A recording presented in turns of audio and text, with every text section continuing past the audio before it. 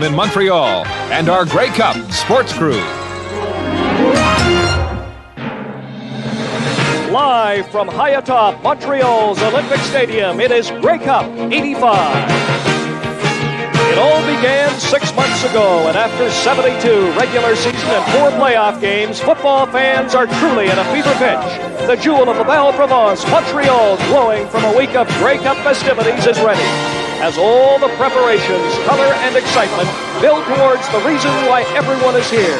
It's 60 minutes of football to determine the 1985 CFL champion.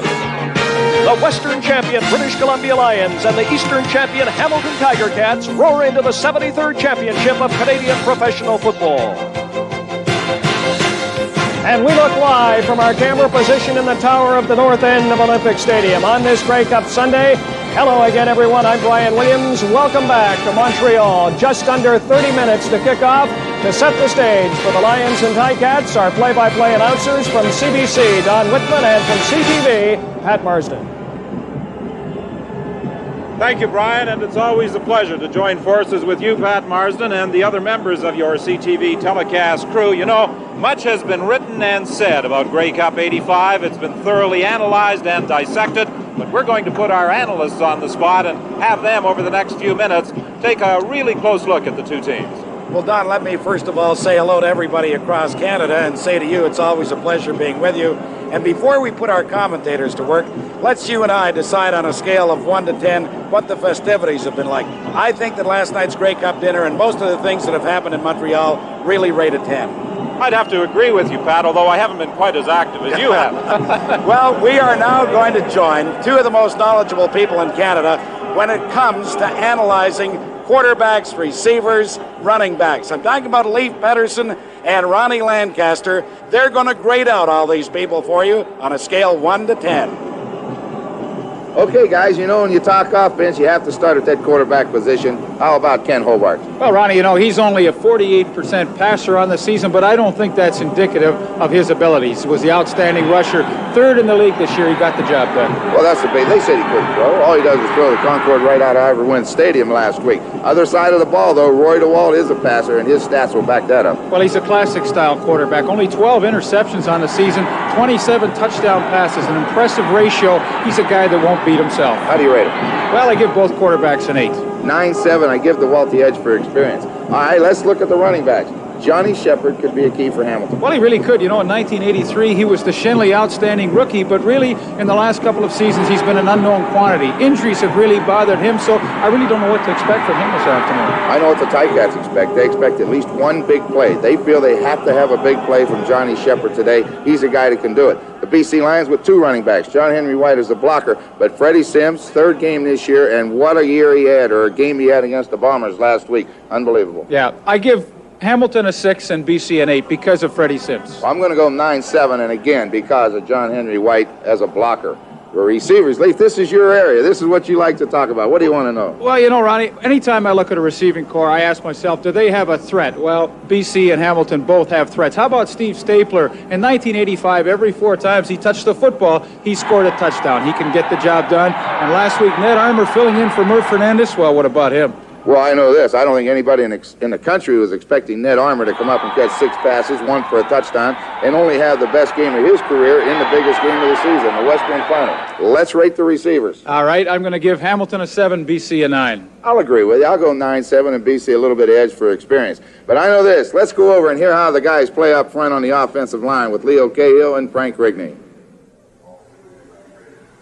Well, thanks very much, guys. You know, we've heard all about the pass catchers, the guys that run with it, and the guys that throw it. But, Leo, let's talk about the guys that are really important on offense, those guys that make it all happen up front, the offensive line. Tell me about the Ticats.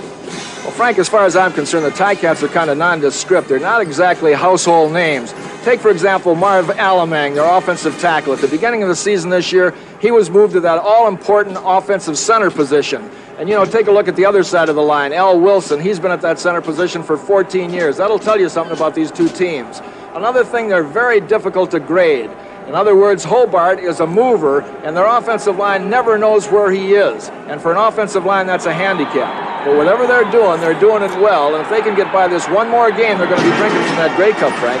Well, Leo, I'll tell you something. When you look at the BC Lions offensive line, they have been a group that's been together for a long time. Almost 9 years of CFL experience on average. They average 30 years old as well, and 3 of them are 280 pounds or bigger. I disagree a little bit, Leo, in that I think a drop-back quarterback where you know where he's going to be creates some problems also for an offensive line. They need somebody to take off a little bit with that football. Freddie Sims provided that for them in the final game against the Winnipeg Blue Bombers, gaining over 100 yards, and I think that's really key today.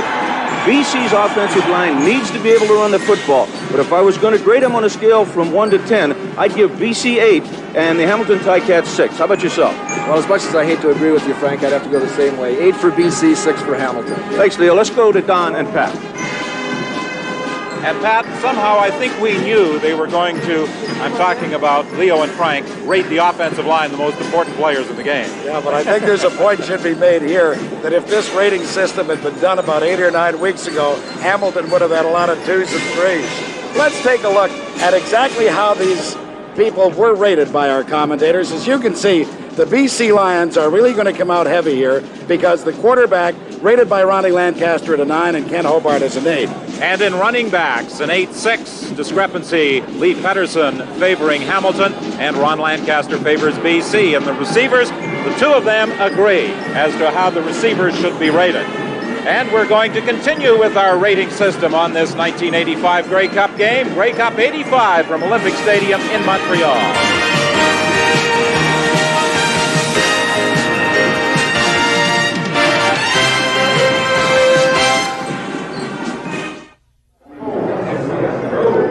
The second consecutive year for the Hamilton Tiger Cats in a Grey Cup game. For the British Columbia Lions, it's been 2 years since they played in the Grey Cup game. But in the dressing room of the 2 teams, I'm sure some very anxious moments in these final minutes before the actual kickoff. I think that more people are anxious, more so than the players sitting in the stands. Let's go back to Ronnie and Leaf. Well, thank you, gentlemen. Ron, there's no question that both the BC Lions and the Hamilton Tiger Cats definitely take different approaches to how they cover the passing game. Especially at the linebacker position. The BC Lions sometimes, they're always blitzing somebody, and they'll bring all of them at times.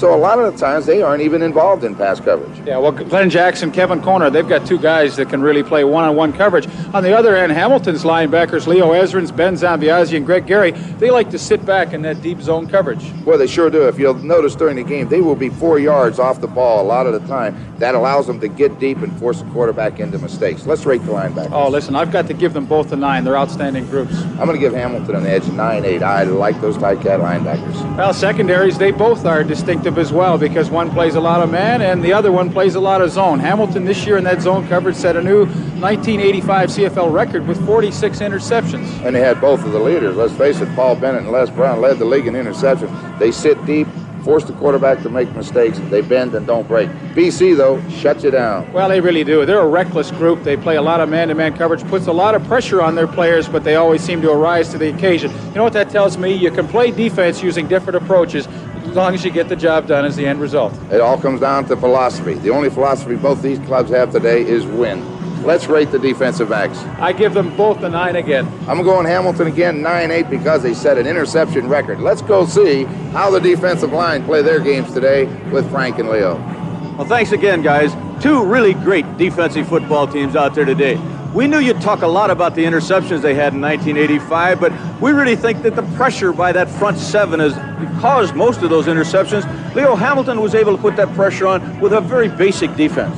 Over in Hamilton, they call it guts football, and what they did all year long was send 4 people, and those 4 people got there. Now, when you send a front 4 and they get there all year with consistency, that lets your linebackers get back there a little bit, analyze things, look around, play the pass, and recover to the run, and that's a big advantage. Number 77, Grover Covington, he got 16 sacks this year to lead the CFL. He was outstanding all year long.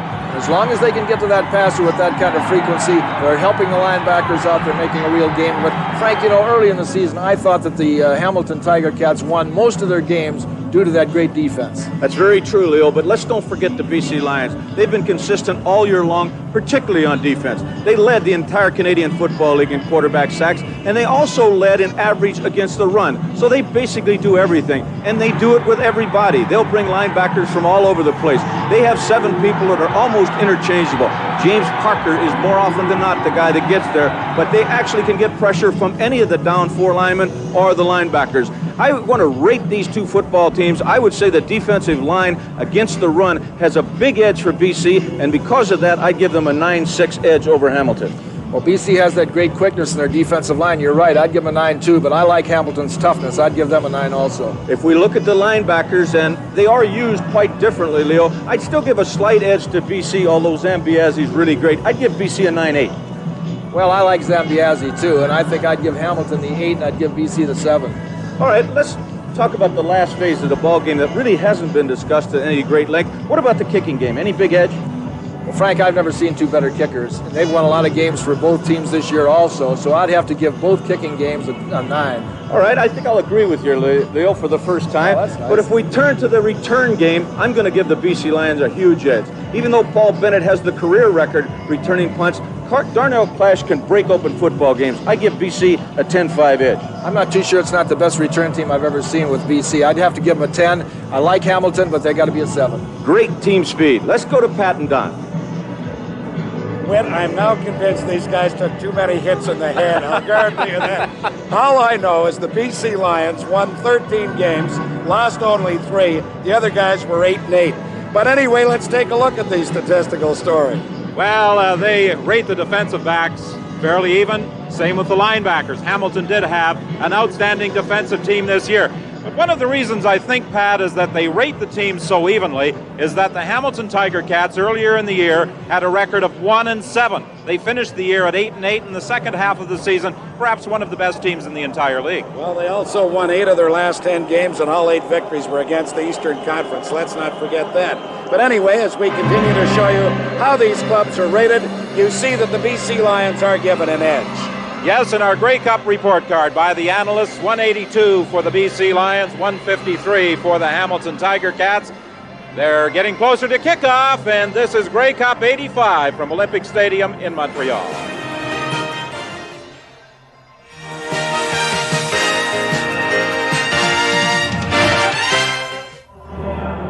Welcome back to Montreal's Olympic Stadium. I'm Brian Williams. About 15 minutes to kick off. The BC Lions and the Ticats meeting for only the 3rd time in Grey Cup history.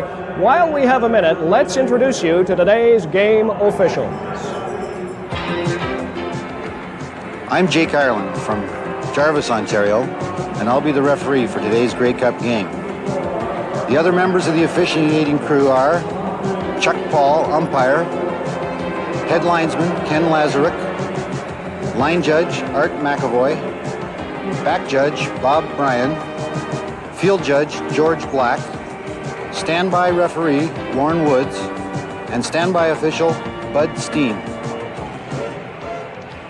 The officials in charge of today's game, the players will be introduced in just a moment, and I'm sure as they stand down in those runways, Pat, they are very nervous as the public address announcer gets set to introduce them. Amateurs de football, football fans. Voici maintenant les joueurs partant à l'attaque pour les champions de l'Est.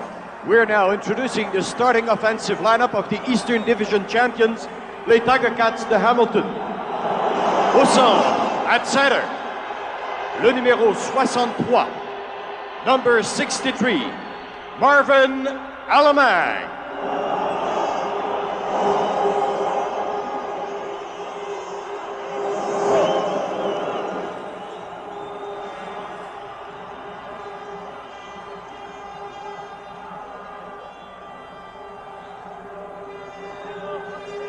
Garde à gauche, left guard, numéro 58, number 58, Jason Riley.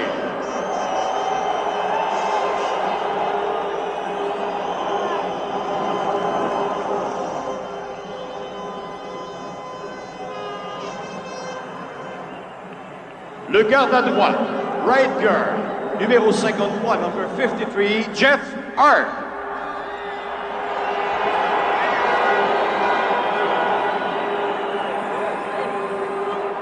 Bloqueur à gauche, left tackle, numéro 68, number 68, Mike Dirks.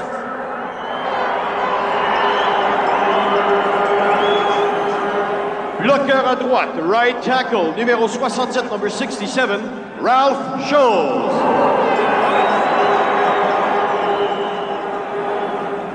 Ailier espacé, wide receiver, numéro 3, number 3, Steve Stapler.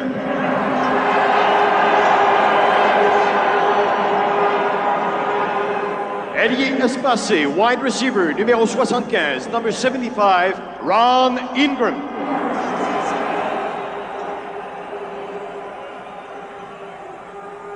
Demi-inséré, slot back, numéro 21, number 21, Rufus Crawford.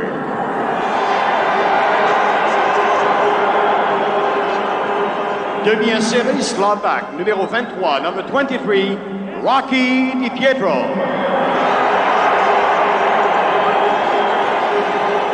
Demi, running back, numéro 19, number 19, Johnny Shepard.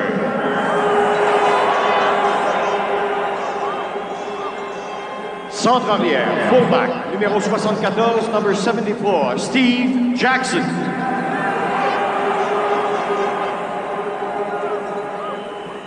Et le quart, quarterback, numéro 4, number 4, Ken Hobart.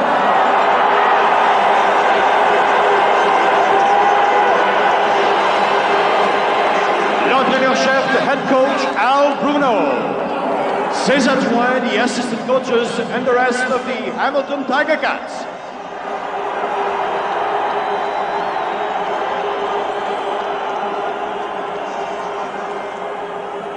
What a job Al Bruno has done with the Hamilton Tiger Cats since replacing Bud Riley late in the 1983 season. That year he got the Ticats in the Eastern Conference Final. They lost on a controversial call to Toronto. Last year to the Grey Cup game, losing to Winnipeg. Al Bruno and company hope to win it all this year in Grey Cup 85. Now, let's meet the BC Lions.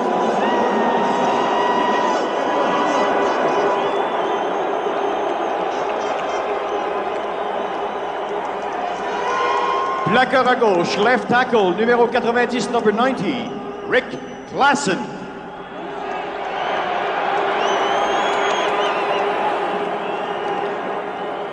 Plaqueur à droite, right tackle, numéro 77, number 77, Mike Gray.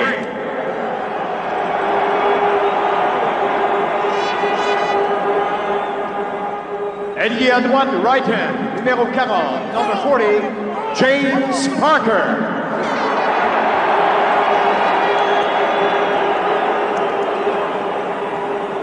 Secondaire à gauche, left linebacker, numéro 31, number 31, Kevin Konar.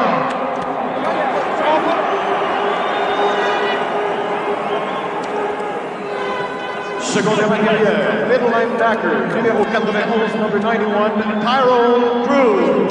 Let's go, let's go.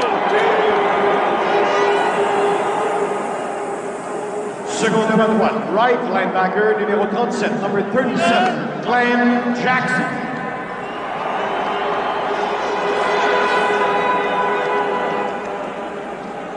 Demi-point à gauche, left cornerback, numéro 1, number 1, Darnell Clash.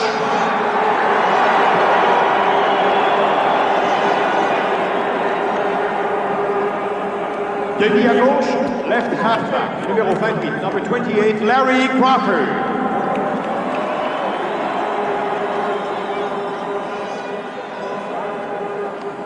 Maraudeur, safety, numéro 4, number 4, Nelson Martin.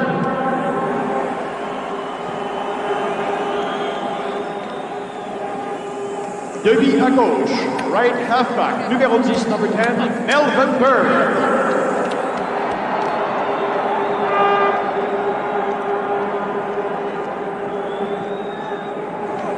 Demi de point à droite, right cornerback, numéro 18, number 18, Keith Gooch.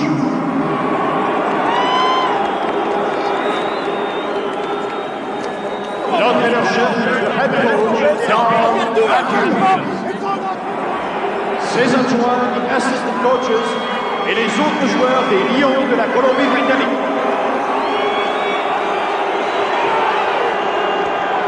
there's no question about it that Donnie Matthews, as the head coach of the BC Lions for 3 years, has done an outstanding job. 3 first-place finishes, and now he hopes the culmination of it all. Let's go down and meet our sideline commentators, Steve Armitage and Bill Stevenson. Well, let me tell you, Steve, we came dressed for the weather. I thought it was going to be Montreal-style weather for the Grey Cup. You're a typical Vancouverite. You thought it was going to rain, and you know something? You're not out of place at all. It's beautiful. Up until about 20 minutes ago, I had a great big fur on. I was sweating in that fur, so I went inside and put on my typical Vancouver overcoat. It's a beautiful day. It is. Steve and I will be covering the 2 benches, and you know, in covering the benches, they're as contrasting as the head coaches. Al Bruno is one of the most laid-back head coaches in all of football. Now, your other fellow may be just a little tight. Don Matthews can be very testy at times, but he's very, very cool. All right, now let's go upstairs for the coin toss.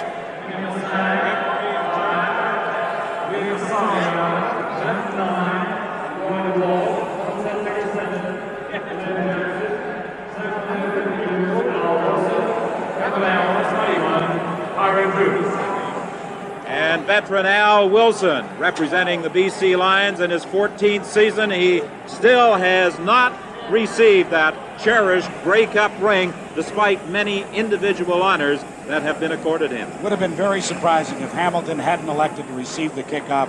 They want to prove that they can move the ball against BC. They feel they're as good a football team. Personally, I don't, Don.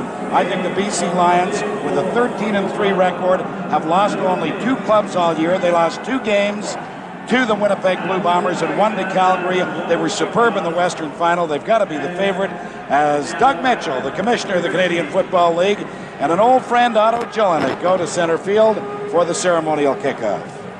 It's been a very busy week for Commissioner Doug Mitchell, but a week of relief, I'm sure, with the announcement by Mr. Edmund Ricard on Thursday afternoon that, yes, indeed, the Montreal Concords would be alive and well in the 1986 football season. And beyond that, he made it very, very clear. We are committed to football in Montreal and to Canada because we think it's a very important thing for this nation. So congratulations to Ed Ricard and to Amasco and to Charles Bronfman. Not a bad job by the Honorable Otto Jelinek in kicking off the ceremonial kickoff down at midfield, and right now I think the people and official party are moving into position for the playing of our national anthem.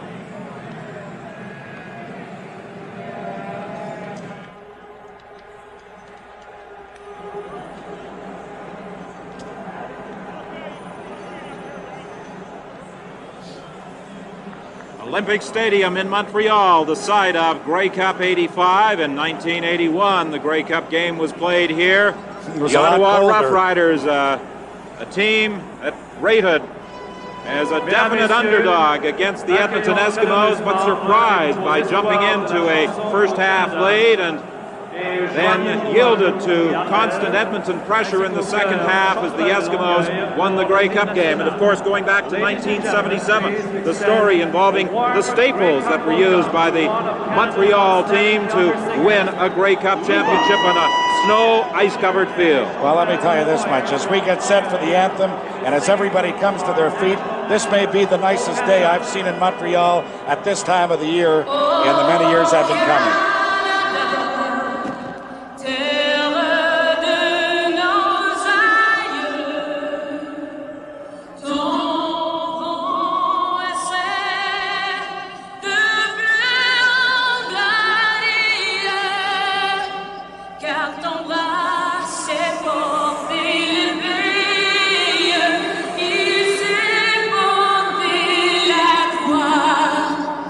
Ton histoire est une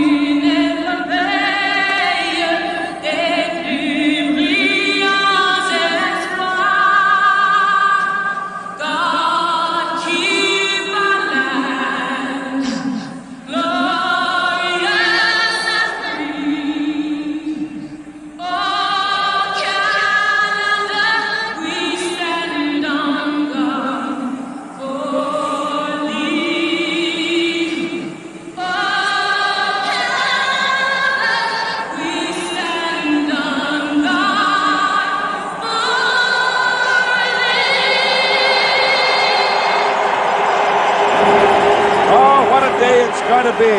We've got the big one for you in just a few seconds. This is Grey Cup 85 from Olympic Stadium in Montreal.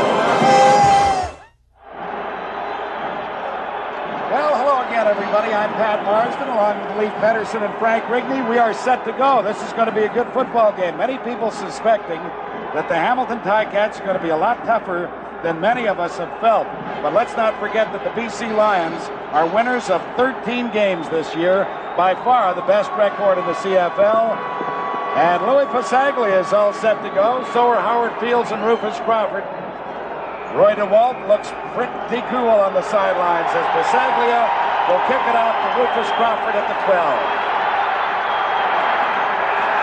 Crawford gets it up to about the 28-yard line. Bruce Barnett was there to bring him down. And so Ken Hobart, who plays more like a linebacker than a quarterback, but boy, has he been effective in the latter part of this season, comes out to lead the offense. Well, one thing he's going to do, if he's going to make those defensive linemen keep their areas covered when he does take off with that football. Big pressure by BC all year long, but they've got to be concerned about this man's running ability. And he's thrown the ball well in recent weeks, had 19 touchdowns, 14 interceptions, and that's not shabby for a guy who likes to run. This is Johnny Shepard. Shepard with a huge run to the 50-yard line, brought down by Darnell Clash finally. Well, Pat, you know, it was interesting. Ron Lancaster and I mentioned Johnny Shepard in the pregame show, and really an unknown quantity this year. He's been injured the last couple of seasons. Watch the cut he makes to get outside. Gets by Kevin Konar, the linebacker, then he's off and running. The pickup was 22 yards, and his first down, Hamilton. The ball at their 50. Hobart quickly for Rocky DiPietro, but the pass was underthrown. Tyrone Cruz, the middle linebacker, had slid over to provide the coverage. A little bit surprising right off the bat, a 22-yard gain against the best defensive team against the rush in the CFL. Well, it sure is the way you like to start the football game. I'm sure Don Matthews on the sidelines there is concerned. He knows he's got a tough defense and relying, as you see, number 9, Nick Hebler, for the big pass rush. BC Lions were number 1 in the CFL in sacks. They've got a sack situation right here on 2nd and 10, and they get to the quarterback as Nick Hebler and James Parker, numbers 99 and 40, were there to bring him down. Now, Pat, you know, I saw Nick Hebler on a newscast last night, and he said that he was going to be working against Ralph Schultz, and he said he was going to eat him up this afternoon. Felt like he could have a great day. Initially, he and Parker meet for the sack. Right? I'll tell you, Leaf, it looked like he was being held by Schultz's wall, but it didn't help at all. So after the loss, Bernie Ruoff in the punting unit comes in. Darnell Clash is the lone man back for the BC Lions. He awaits at his 15-yard line. Ruoff's kick, it's a beauty. He's got Clash hemmed in at the sidelines at the 19. And Darnell gets it over the 25 to about the 28-yard line, where Ed Gadavakis, the backup linebacker, number 39, is there to bring him down. But now we're going to take a look at the British Columbia Lions and Roy DeWalt, maybe the most forgotten quarterback in the CFL in 1985, because after all, he did throw 27 touchdown passes and only had 12 interceptions, and yet he's not an all-star. Yeah, I want to go on record right now and say that was a mistake.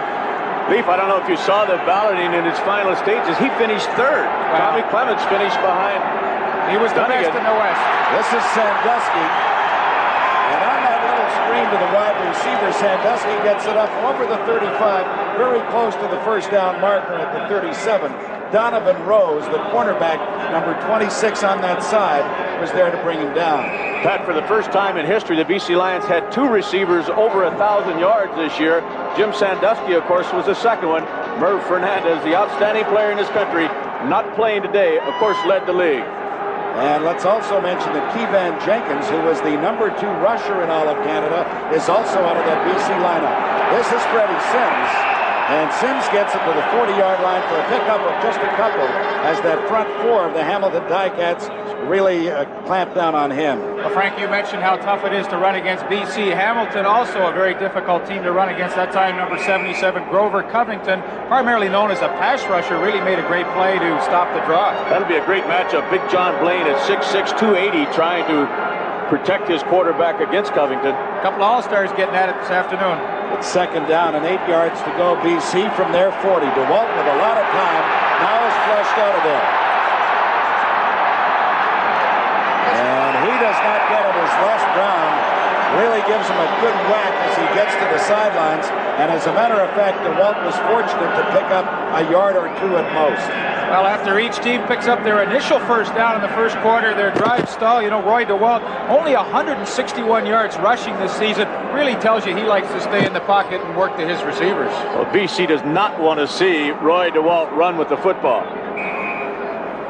So Louis Pasaglia will be punting on third down and 8 yards to go for BC as Rufus Crawford, 21, and Paul Bennett, 27. The outstanding Canadian player in the CFL in 1985 are back to return. And this will be Crawford taking it at his 30. Crawford is brought down as he crosses the 30 to the 31 by Bernie Glier. We're scoreless here at the Olympic Stadium in Montreal. This is Grey Cup 85 from the Big O in this metropolis of Montreal, Quebec. Well, this is like the opening minutes of a heavyweight boxing championship. Both guys just feeling each other out. Hamilton with that effective running play by Johnny Shepard early. Then the Lions came back with a first down gainer by Jim Sandusky, but really nothing too exciting yet. But now maybe they've seen something as Ken Hobart brings his Hamilton Ticats up over the ball at their own 33-yard line with a first down. Hobart again is grabbed by James Parker. And that is the second sack of the ball game for that BC Lions defense back at the 27-yard line. Well, initially pretty good time for Ken Hobart to throw the football. Looks like he might be a little shaken up there as he was given some pretty rough treatment from James Parker and Michael Gray. Leaf, we just talked about keeping the leverage, though, keeping Hobart to the inside, keeping your lanes, and they do exactly that. Look at Parker. He tries to go inside a little bit, but he keeps Hobart to the inside, gets help from Gray. They must keep Hobart inside. So it's second down and 14 yards to go, and the draw to John Shepard opens up again for him.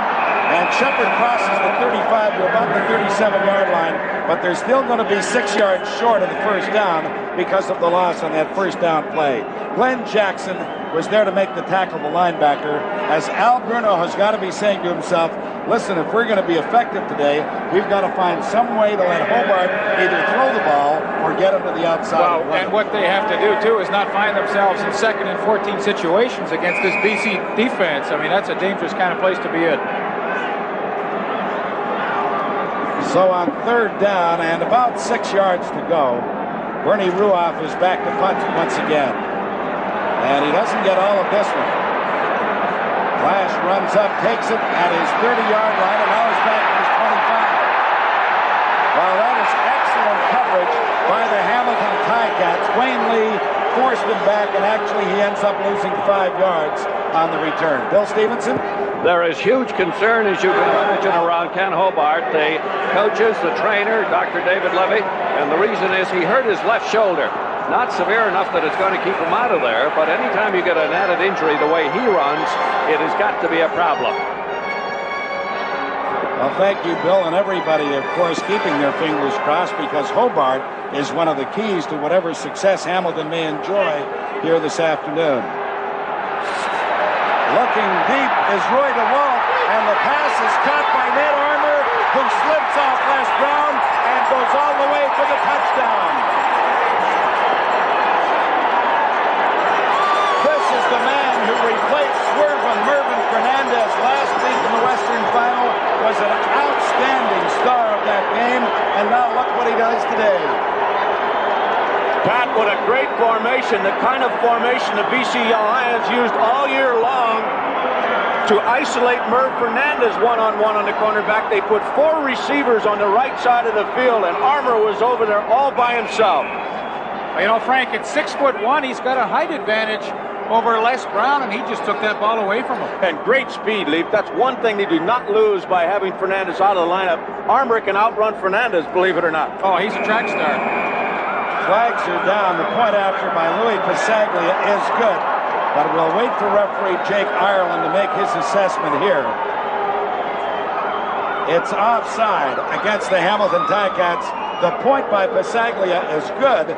And the British Columbia Lions have really struck quickly here against the Hamilton Ticats. They've shocked them, and they lead at 7-0. This is Grey Cup 85 from Olympic Stadium in Montreal. You know, it's amazing. 3 out of the 4 wide receivers in this ball game are from San Diego State, including that man, Ned Armour, who really provides us with the first huge play of the ball game. Goes 84 yards on the pass from quarterback Roy DeWalt. The Lions lead at 7-0, and here's their kickoff. Rufus Crawford from the 16. He is Mr. Everything for the Hamilton Ticats. Rufus Crawford is finally brought down by Darnell Clash, but he gets the ball out to the 39-yard line. Let's have a look at that touchdown one more time, and really excellent coverage by Les Brown. Ned Armour just simply took that football away from him. What a big game, of course, he had last week against the Winnipeg Blue Bombers. 6 catches, 137 yards, and the first score of this football game. And when you've got man-to-man and the guy doesn't hang on to the ball carrier, it is a touchdown. We saw it happen right there. The pass intended for Ron Ingram was in behind it.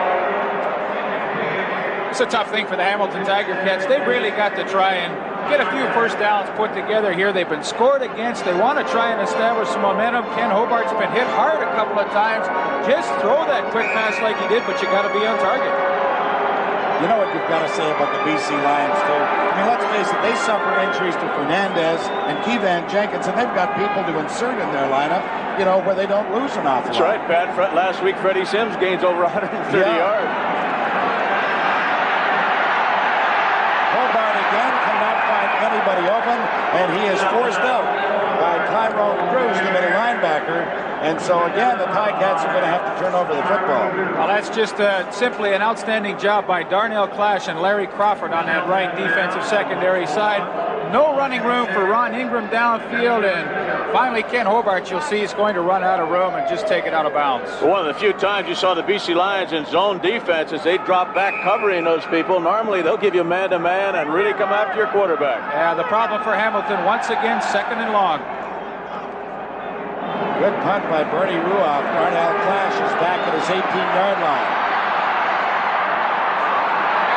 Jadovekis is there to bring him down as he crosses the 30 to the 32. But let me say it again in case you've just joined us. This is one of the great days I have ever seen in Montreal at this time of the year. You couldn't ask, fellas, for a better day to play a football game. Pat, there's not a big breeze blowing here at the Big O, but there is a bit of an advantage to the Hamilton Ticats kicking game because there's a couple of areas to our left that are open where the tower is here, and there's a bit of a wind swale comes in there. So if there's an advantage in the kicking game, it belongs to Hamilton in the first 15 minutes. The advantage on the scoreboard right now belongs to BC. They lead at 7-0. They have a first down right now at their 32-yard line. And the give is to Freddie Sims. Sims is tripped up as he gets very close to the 35-yard line by Greg Gary, the linebacker number 41, as Kenny Hobart and head coach Al Bruno talk things over on the sidelines. They know they've got to get that offense moving. Well, there's the 8-year veteran from Georgia, Ben Zambiasi. You see him fight off the block of Gerald Roper, the left guard, and he gets in on the play with Greg Gary as well. You know, Roper's 260 pounds and Ben is 213. Pretty good job by linebacker. Pickup was 4 yards. 2nd and 6. Flag is down as they throw the screen to John Henry White. And John Henry is all the way into Hamilton territory at the 48-yard line, but there was a penalty marker on the play. It appeared to be the Hamilton Ticats jumping offside, but we'll see if they were drawn off by a motion call. Well, really set up well, though, by Roy DeWalt and his offensive lineman. Get that penetration, get the lineman out front. You know, John Henry White, over the course of the season, averaged 8.9 yards when he caught the football. That's outstanding for a fullback. He really does it all, Leaf. He doesn't run with the football all that much, but a great blocker and an excellent receiver. Had 44 receptions over the course of 1985. Watch a great hustle by Covington. 77 does not get there, but made the effort. The penalty was against Hamilton. The gain of 26 yards stand as Ned Armour is there once again to make the catch and the touchdown. Donovan Rose providing the defensive coverage. There is a penalty marker at the line of scrimmage. There is another one at the point of the reception. Now let's see what it's about. Well, if you can believe Leo Ezrins, he says it's coming back. Well, they're going to need a rope to get a hold of this guy, Ned Armour, because he's just running wild out there. Well, they called him for interference on that. They said he gave Donovan Rose a push to make that reception. Jake Ireland's going to sort everything out for us. Don Matthews, he's certainly not happy with that call.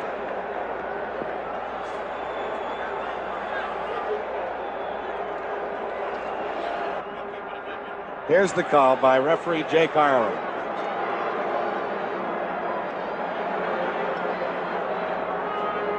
All right, the call is quite simply this. Offside against BC. It was declined. Pass interference is accepted. So move the ball back 10 yards. Make it 1st and 20. BC the ball at their 51-yard line. DeWalt set up the screen again to John Henry White. Oh, and what a play. A great tackle for the Hamilton Ticats by Mark Streeter, number 20, because John Henry White was just getting in full gear. He was getting set to turn it up for a big game. Well, Riggs, that's what happens when you play that zone defense. And, of course, on 1st and 20, you know Hamilton's going to be sitting in that kind of coverage. It allows a guy like Mark Streeter, the inside safety, the ability to read the play, see it happen, and then come up and support. He did a super job. Well, Mark Streeter's been around the CFL for 4 seasons, and this year had a couple of interceptions in that great crew that picked off 46 for Hamilton. The pass over the middle was intended for Freddie Sims. Roy really drilled it in there, and Sims could not hang on. Big old Freddie heard the footsteps there with Big Ben Zambiasi breathing down his neck. Well, after Zambiasi dropped Roper in his tracks, I guess he could. Well, I don't blame him. So the BC Lions, leading at 7-0, send Louis Pasaglia and the punting unit onto the field. And the Ticats drop back Paul Bennett, who's been suffering from a hamstring injury, and Rufus Crawford, who was out much of this season with a knee injury. They're both back to return the punts in this, the most critical game of the year. Crawford has this one bounce in front of him and out of bounds. So the Ticats are going to put it into play at their own 24-yard line. That's where Ken Hobart and the Hamilton offense will have the pigskin. When we come back, it's 7-0. BC leads it. This is Grey Cup 85 from Olympic Stadium in Montreal. Pat, I don't know about you, but I'm tired of giving those coins away all the time, all that gold. How come they can't bring some of it up here? I'll tell you, we're talking about over $8,000 worth for every one of these players who was selected outstanding in this game. I'll take it. Ken Hobart and the Hamilton offense start at their 24-yard line. And Hobart going deep, looking for Rufus Crawford, but the ball was over his head. Boy, there was coverage back there. We're talking about 3 guys, Nelson Martin, Larry Crawford, and Keith Gooch. There was no way he was going to get that one in there. Riggs, you always worry about a young quarterback playing in his first Grey Cup game. I know Kenny Hobart's really been on a roll the last half of the season, but really in this first quarter, I think he's been kind of rattled. I think that pass rush got to him early, and that was a poorly thrown ball and not in the right area. You're right, Leaf. He has to have a little patience, take off with the football, which has been his long suit all year long. Try to hit those little dump ball patterns, maybe to Rocky DiPietro. Get something started. It's 2nd down and 10 with the ball at the Hamilton 24. Flag is down. And Hobart's pass was intended for Rocky DiPietro. It's going to be holding. Glenn Jackson very nearly picked it up. But we'll see what the penalty marker is about. I'm sure it's holding, Pat, against the Ticats, and of course will be refused. Well, you know, it's tough. You work all week against a team that you think is going to blitz and play a lot of man-to-man. Now all of a sudden you find yourself in 2nd and long. Hamilton number 58. Decline, 3rd down. Well, that's Jason Riley, the left guard that got caught for holding, but 2nd and 14, 2nd and 10, 2nd and 10. BC's just sitting back in his zone, and Hobart can't do a thing with it. And so right now, Bernie Ruoff is standing inside his 10-yard line to punt once again to Darnell Clash. And sooner or later, Clash is going to break one of these things. He's back at his 35. And he's out now over the 50 to the 51-yard line.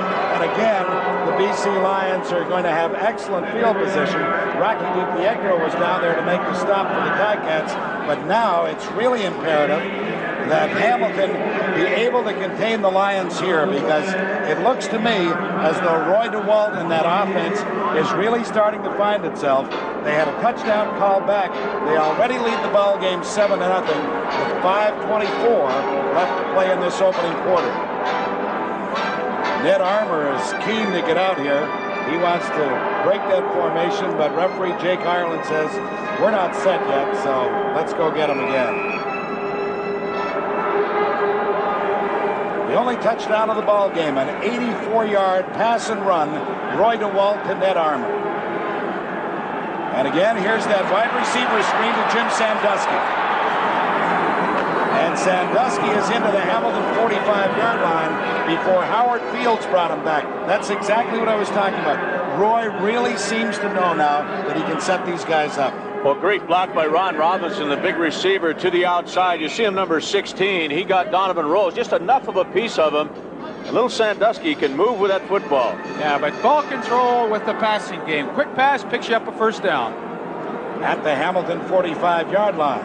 Now they do it to the other side, and Sandusky is there to make sure that he covers the ball, because it obviously was a lateral pass as well, so they'll end up losing 3 yards on the play. Mark Streeter made sure he didn't get up and go.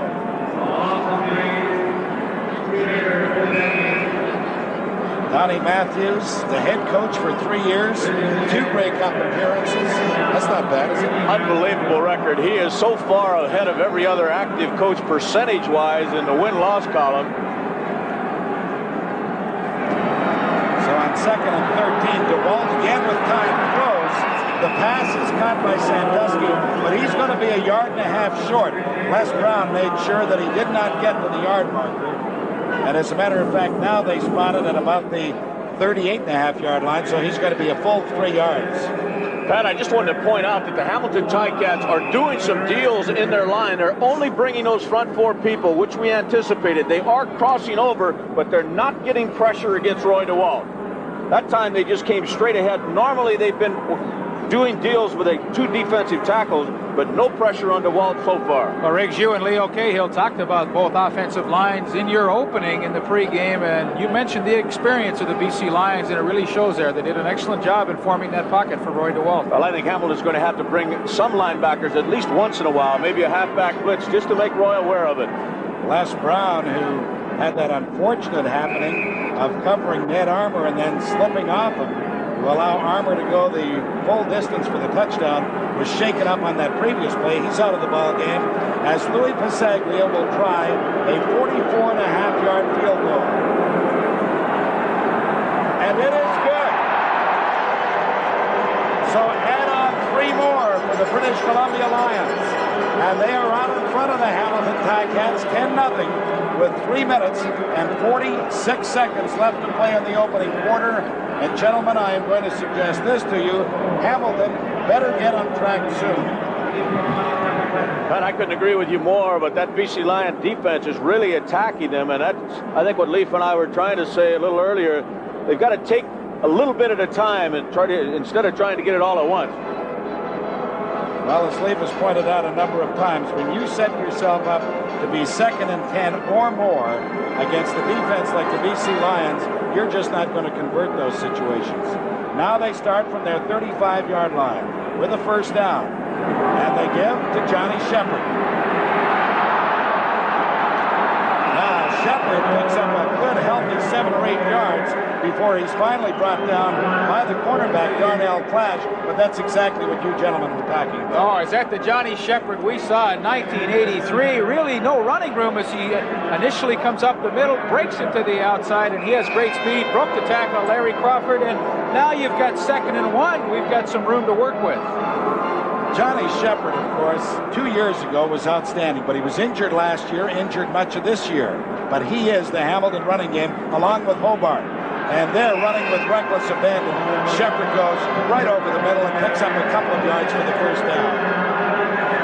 Well, what this does is open up so many other avenues for Ken Hobart now. If you can get some kind of running game established, he can go to play-action passes on first down, the little dump-offs, and try and get something established. Ticats have a first down. The ball at their 46-yard line. Trailing 10-0 late in the first quarter. The pass is complete to Stapler, and Stapler is grabbed by Darnell Clash at the 53-yard line. But again, the Ticats do something on first down, where now they set themselves up for a 2nd and 3. Pat, that's a good illustration of the difference in the defensive philosophy, though. 3 linebackers coming, 4 defensive linemen for the BC Lions, and man-to-man coverage, obviously. Clash having to back off and give the receiver a little room. 2nd down, 3 yards to go, Hamilton. Hobart's pass is caught by Stapler. Again, another first down for the Ticats. The ball is at the BC 15-yard line. All right, now they're starting to pick it a little bit. I think Darnell Clash watched the game film from their game against the Montreal Concords last week when Steve Stapler did catch 3 touchdowns, some long bombs. He's really respecting his speed, giving him lots of room, but I'm glad to see Ken Hobart recognizing that. So for the first time in this first quarter, the Ticats are in British Columbia territory with a first down at the Lions 51. Hobart quickly over the middle for Rufus Crawford, and Rufus was not able to hang on. Well, nevertheless, a good call by Hobart, trying to split the seam. There's the Prime Minister of Canada, Brian Mulroney. Nice to have the PM here in Montreal. He couldn't have picked a nicer day. Didn't get much of a reaction from the crowd, though, when his picture went up at the stadium.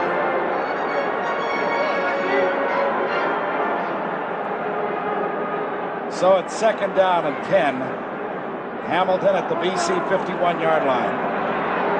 Hobart down the middle, way over the head of the intended receiver, Roger DiPietro. Larry Crawford went high, hoping to spear it himself, but it was well overthrown. James Parker put some pressure on Ken Hobart, and that obviously had something to do with the errant pass. But they do give a young quarterback an awful lot to think about. That time they played the Hamilton type of defense, just bringing the front 4 and laying everybody back off there now. But if nothing else, Hamilton has established some field position. That's right. They picked up 2 very important first downs there. Good punt by Bernie Ruoff has Clash at his 6-yard line.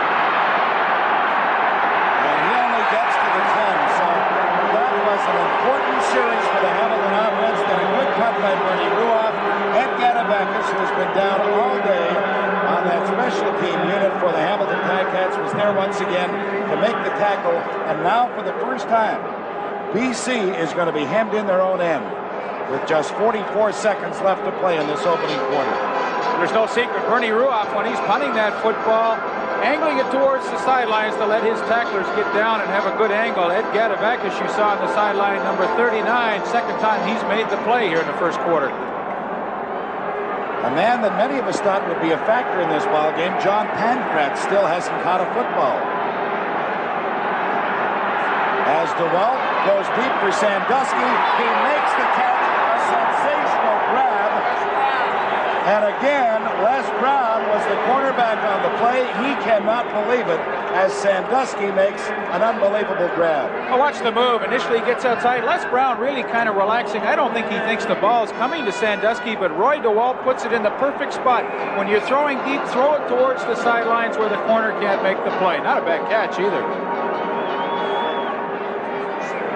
Well, that's the way to get out of your own zone in a hurry, isn't it? A 37-yard pickup. DeWalt throws for Ned Arnold this time, but the pass was nowhere near him. Well, you talk about getting out of trouble in a hurry. It's the way to do it. 37 yards on the one play, and so with just 4 seconds left. Pat, Sandusky made a catch like that. In fact, a little better than that during a regular season game that we telecast. It was almost unbelievable. We ran it back about 7 or 8 times, and we were still in awe. Well, Frank, that was in Winnipeg, and working against David Shaw, he made a one-hander. So let's see what Roy DeWalt elects to do on the final play of the first quarter. He throws. It is complete to the man we referred to, John Pankratz. Pankratz has the first down in Hamilton Hamilton territory at the 48-yard line before being brought down by Mark Streeter as the first quarter comes to an end. And it's been a good one for the BC Lions. They lead it 10-0. This is Grey Cup 80. Boy, you don't think those BC Lions were really, really forceful in that first quarter? 203 yards to 43 for Hamilton. Of course, they had some big plays, too. One for 84 yards, one for 37. Yeah, 121 yards on 2 pass receptions, 2 big plays. And now they're back in Hamilton territory at the Ticat 48-yard line with a first down. Go on, fires. Ronnie Robinson slipped as he was getting set to make the catch. First time he's gone to Robinson, and now DeWalt obviously going to spread it around a little bit. As we take a look at the Honorable Brian Peckford, the Premier of Newfoundland, here enjoying the ball game, along with the Prime Minister Brian Mulroney, and a lot of other dignitaries here with a really big crowd at the Olympic Stadium. Assuming that the stadium now holds 54,000, 55,000, I've got to think that we've got in excess of 50. DeWalt fires over the middle, but again, it's incomplete. The intended receiver was John Henry White.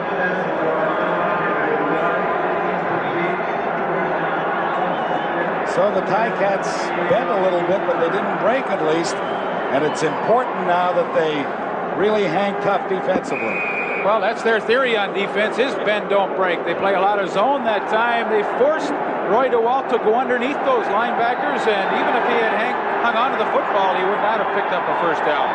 But Louis hasn't kicked for as good an average this year, but they've asked him to kick it away from the receivers quite often. I think he's trying to do that again. He did it well, and Rufus Crawford picks it up at his 10, but because the cover team was able to get down, he only picks up 3 yards, so now it is really going to be tough on the young Hamilton quarterback.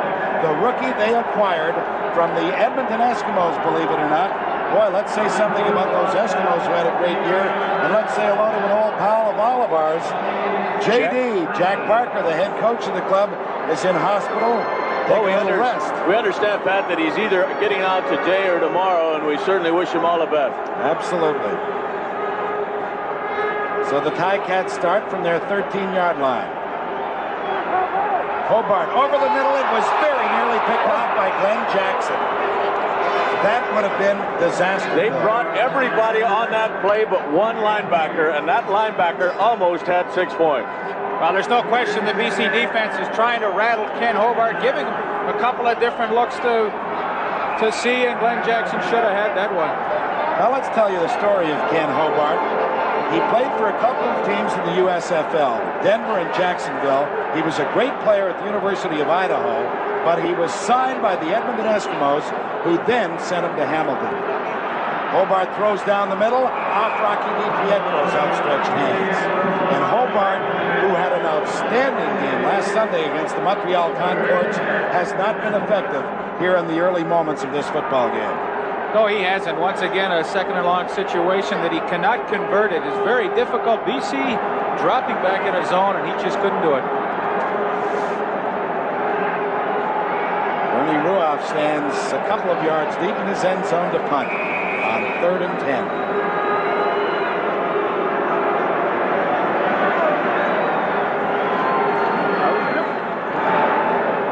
Hangs it high. It's a good punt. Clash is at his 50-yard line. And he ends up on his head when Wayne Lee was there to bring him down at the 48-yard line. But the Lions lead at 10-0. This is Grey Cup 85 from Olympic Stadium in Montreal.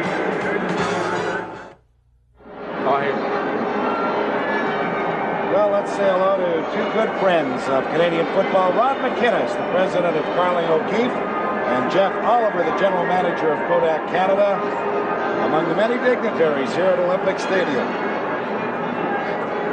Pat Marsden, along with Leif Pedersen and Frank Rigney, watching the BC Lions put on an impressive performance. They lead at 10-0. And I want to remind you that we have a terrific show for you at halftime. It's called Discover the Stars, and you will, I know, enjoy it.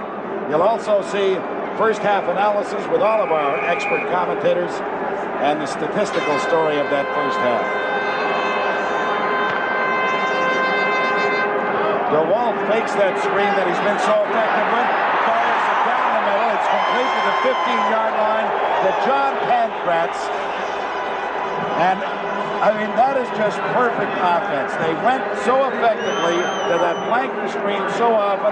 They faked it this time, just went right down the middle to Pankratz. Yeah, and what they do, too, with Pankratz is they fake him coming out on the block, and everything just opens up like the Red Sea. Here you're going to have a great look at it.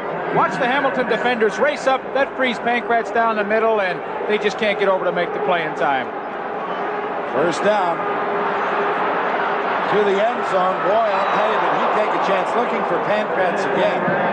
But there was just great coverage by Mark Streeter, who went high in the air, tried to one-hand it. Unfortunately for him and the Ticats, weren't able to do so. I thought Roy was trying to throw it away, but Streeter almost made a tremendous interception. So it'll bring up a second down for the Lions. The ball at the Hamilton 15. Ticats desperately need a big play defensively right now.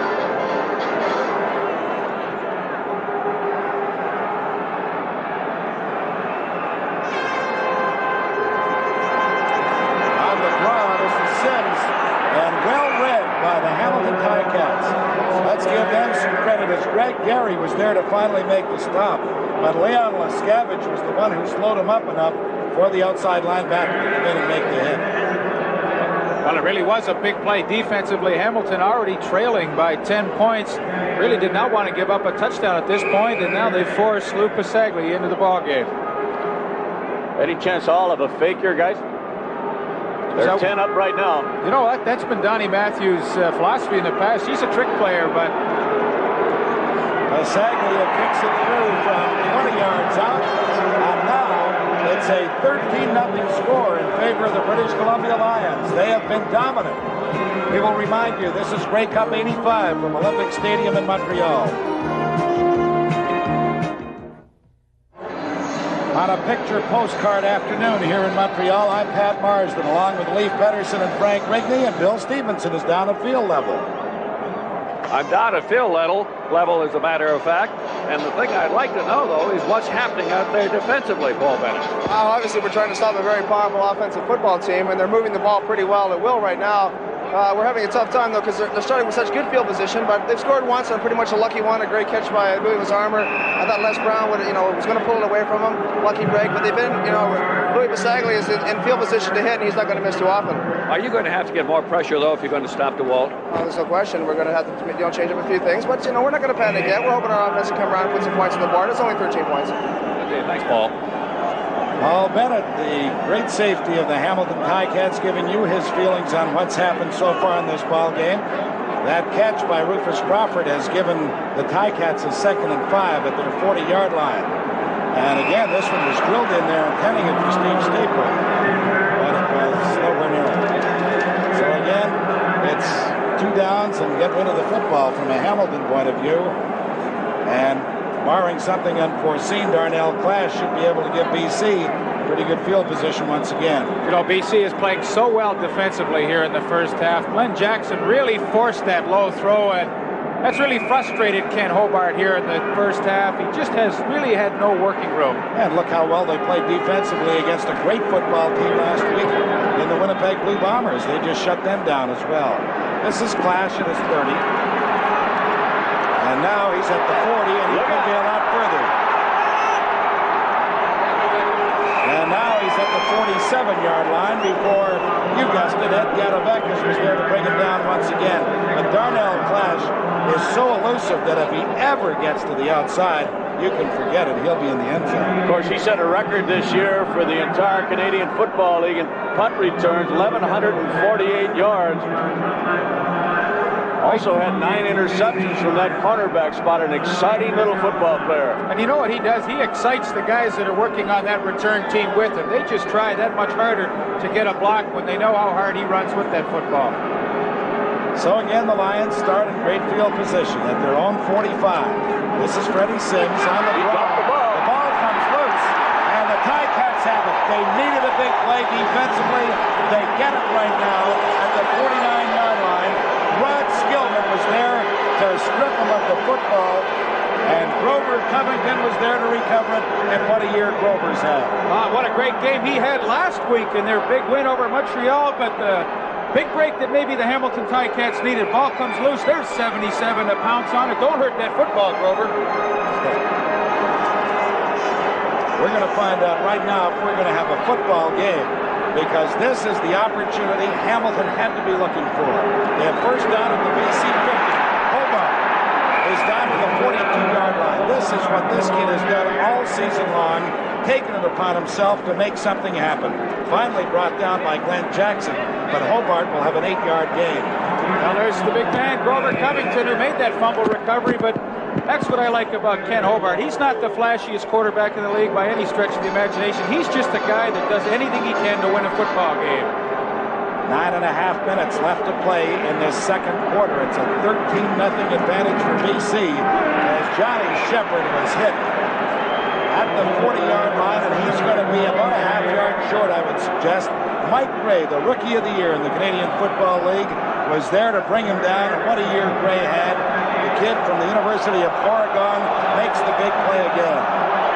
Well, if I'm Al Bruno, I take a chance right here. They're going to. His offensive team has said, Coach, we can do it, and he has waved off his punting team. And he's a full yard short of the first down, so this is going to be strength against strength right here. The BC Lions have a terrific front four, great linebacking core. Now, will they be pushed back far enough by that offensive line of the Ticats? The give is to Shepard. He has the first down. He's to the 35-yard line with Kevin Konar riding him down at that point. Well, that's the intangible quality of a back like Johnny Shepard. There really was not a hole there, but he just made one little quick move with his feet, got by Larry Crawford, and boy, is that a big first down to pick up. Ball is spotted just outside the BC 35. First down, Hamilton. Hobart slipped and reloaded, throws for Ingram. What a catch! What a great grab! Ron Ingram from Oklahoma State University puts the Hamilton Ticats right back in the football game.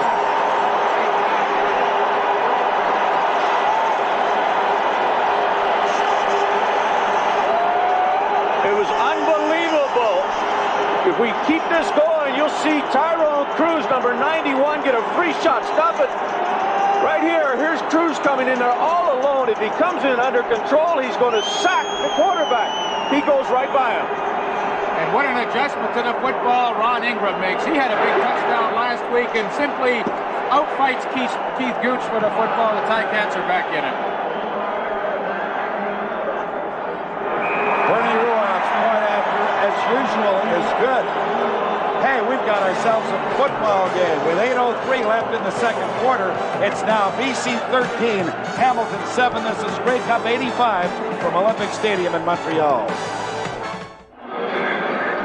We've got 8 minutes, 3 seconds left to play in the first half. And BC, who had everything their own way, now find themselves really in a football game. As you take a look at the man who really did a job to go up and get that football, Ron Ingram has put Hamilton back in the game, trailing now just 13-7. That's Bernie Ruoff. He's set to kick it off to either Mel Bird, number 10, or Darnell Clash, number 1.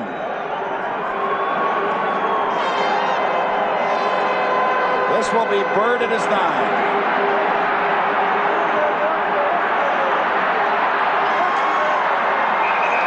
And Bird with a good return is out to the 39-yard line. And Donovan Rose was there to bring him down as we go to Bill Stevenson. Ron Ingram, who was certainly the man of the hour. Ron, was that pass play exactly the way it was supposed to go? What was called? Yeah, it was. It was 89 wide while running takeoff. I knew we could do it. Gooch was squatting on me. And I went back to the huddle and told Ken, let's let me run it up. And he threw it out there. And I was fortunate enough to come up with the grab. Well, I tell you, he seemed to be covering you very tight. Well, not really. We just have to execute. We execute, I think we can win it. Well, this is Freddie Sims with the handout. Gets over the 40 to the 42. Rod Skillman was there to cut him down, but Hamilton seems to be getting now just a little tighter defensively. Pat, it was interesting to see Roy DeWalt give Freddie Sims a football right back, because the first game he played for the BC Lions, he fumbled 3 times in that ball game. So it's second down, 8 yards to go.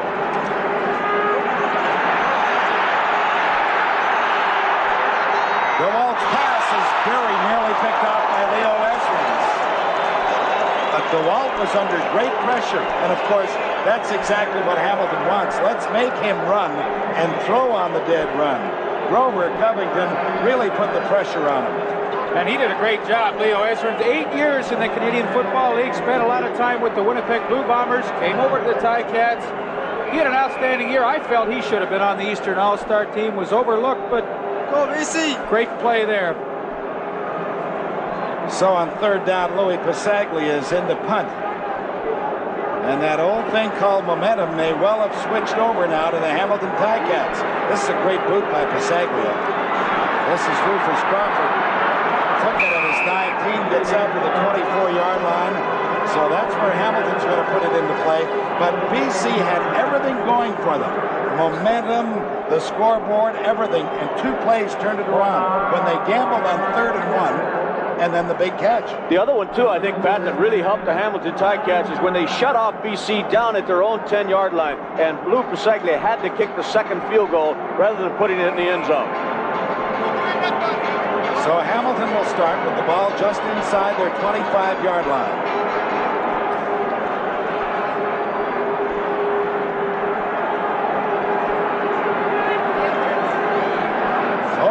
Over the middle, no good. He was looking for Rocky DiPietro. Rocky never did get to him.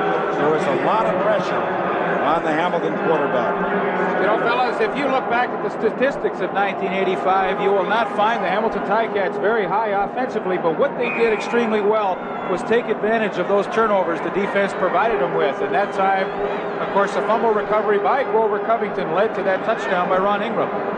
Leaf, just to make your point, they had 288 yards on average offense, 8th best in the CFL. BC averaged over 100 yards more than they did during the season. Hobart, he was going deep looking for Rufus Crawford or Ron Ingram. And now Ingram has something to say to Keith Gooch. And we'll keep an eye on those two because that's going to be interesting from here. If I was Gooch, I wouldn't be saying much of anything. He just gave up 6.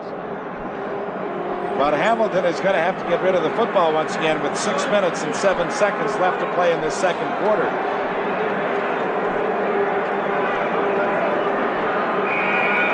No, and the point that both Leaf and Riggs were making is valid to a point, but in the second half of the season, under Hobart, Hamilton really did start to come on. This is Darnell Clash once again, and Clash is wrapped up by Leo Esrins at about the 37-yard line. So now Hamilton's starting to play well in all facets of their game, but not able to move the football offensively the last series of downs. Well, that's one thing that Al Bruno was concerned about in their big win over Montreal last week was their inability to cover punch. Today they've done a much better job. Ball is actually spotted at the 39-yard line. DeWalt drops back, and now he's going deep. He's looking for Sandusky, but it's knocked away again by Mark Streeter. Threw right into double coverage, and John Pancraft was wide open over the middle. No question. I think Roy had his mind made up where he was throwing Udwood. That's really been one of his strong suits this year, is picking out the right guy in the right area to throw that football into. That time, as you mentioned, Frank, that was not the right guy to throw to. So it's second down. BC, the ball at their 39 with 5:25 left to play in the second quarter. They lead 13-7. And DeWalt is finally sacked by Leon Lescavage. The first sack of the ball game for that front four of the Ticats, who have been so effective laterally. The 9-year veteran from the University of Alberta, Leon Lescavage, 2 big sacks last week in the Eastern Final, and finally they are able to get some pressure on Roy DeWalt and come up with a sack. That defensive line of the Ticats, which has been so impressive of late, averages 258 pounds apiece. They stand 6'3". Lescavage, just about that size, only a little taller at 6'4", 255. Well, they're the major reason that those defensive backs were able to set that interception record this year.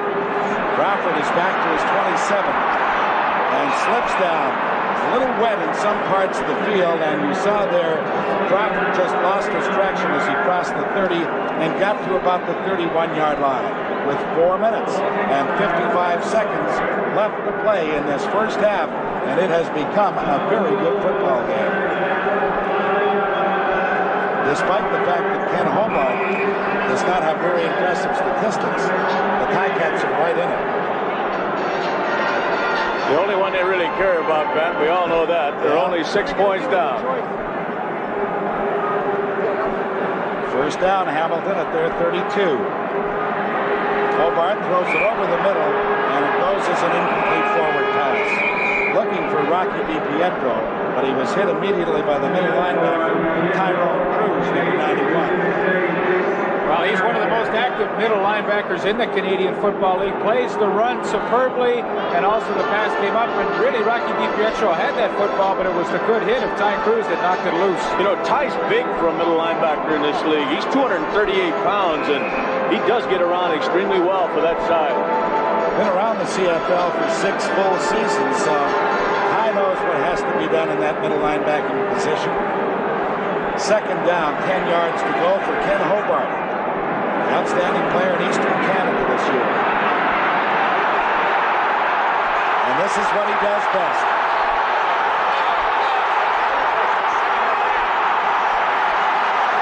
Hobart is inside the 20 to the 18. Rufus Crawford threw the big block that allowed him to get all the way down there. What a run by Ken Hobart.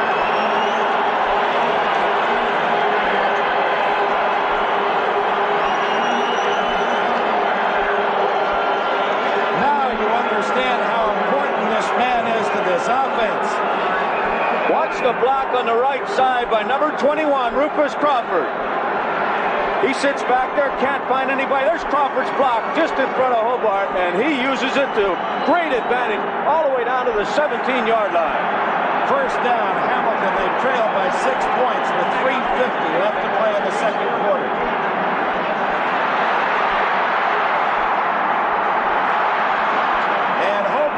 With a good bit of scrambling and some effective work, is finally brought down by Glenn Jackson, but he's inside the 15 at about the 13-yard line. I'll tell you, it's only because of his great running ability. He didn't lose about 7 or 8 yards with James Parker, the quick one, right in there. Watch number 40. That really shows you why he finished third in the Canadian Football League in rushing this year. Seems to have eyes in the back of his head, but could not get around the 10-year veteran Glenn Jackson. Unbelievable to think that this man rushed for over 900 yards, and that has never been done in the CFL ever in the history of this league. By a quarterback.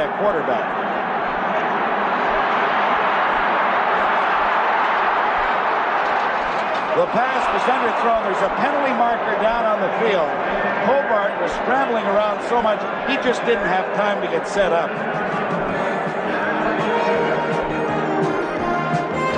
So with 2:52 left to play in the second quarter, we'll remind you this is Grey Cup 85 from Montreal. Kids from right across the country, a really impressive young talent. You'll enjoy it, I know. We'll also have first half analysis for you, the copy stats, the scoring highlights, and we may well have a scoring highlight upcoming because the BC Lions were called for holding. That gives Hamilton a first down. The ball is at the BC 7-yard line. The Ticats trail by 6 points, 13-7. They were down 13-0 at one point.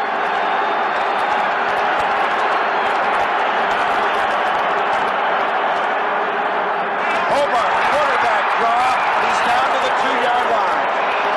A very good thing for BC that Tyrone Cruz was able to wrap him up because the big fella, Ken Hobart, who is built like a linebacker, as I suggested to you before, is down to the 2-yard line. That's an excellent call down the goal line with Ken Hobart. Spreads the receivers completely across the field, and he knows the blitz is coming, and if he just gets a little seam, he can get it in the end zone. Ty Cruz made a great play.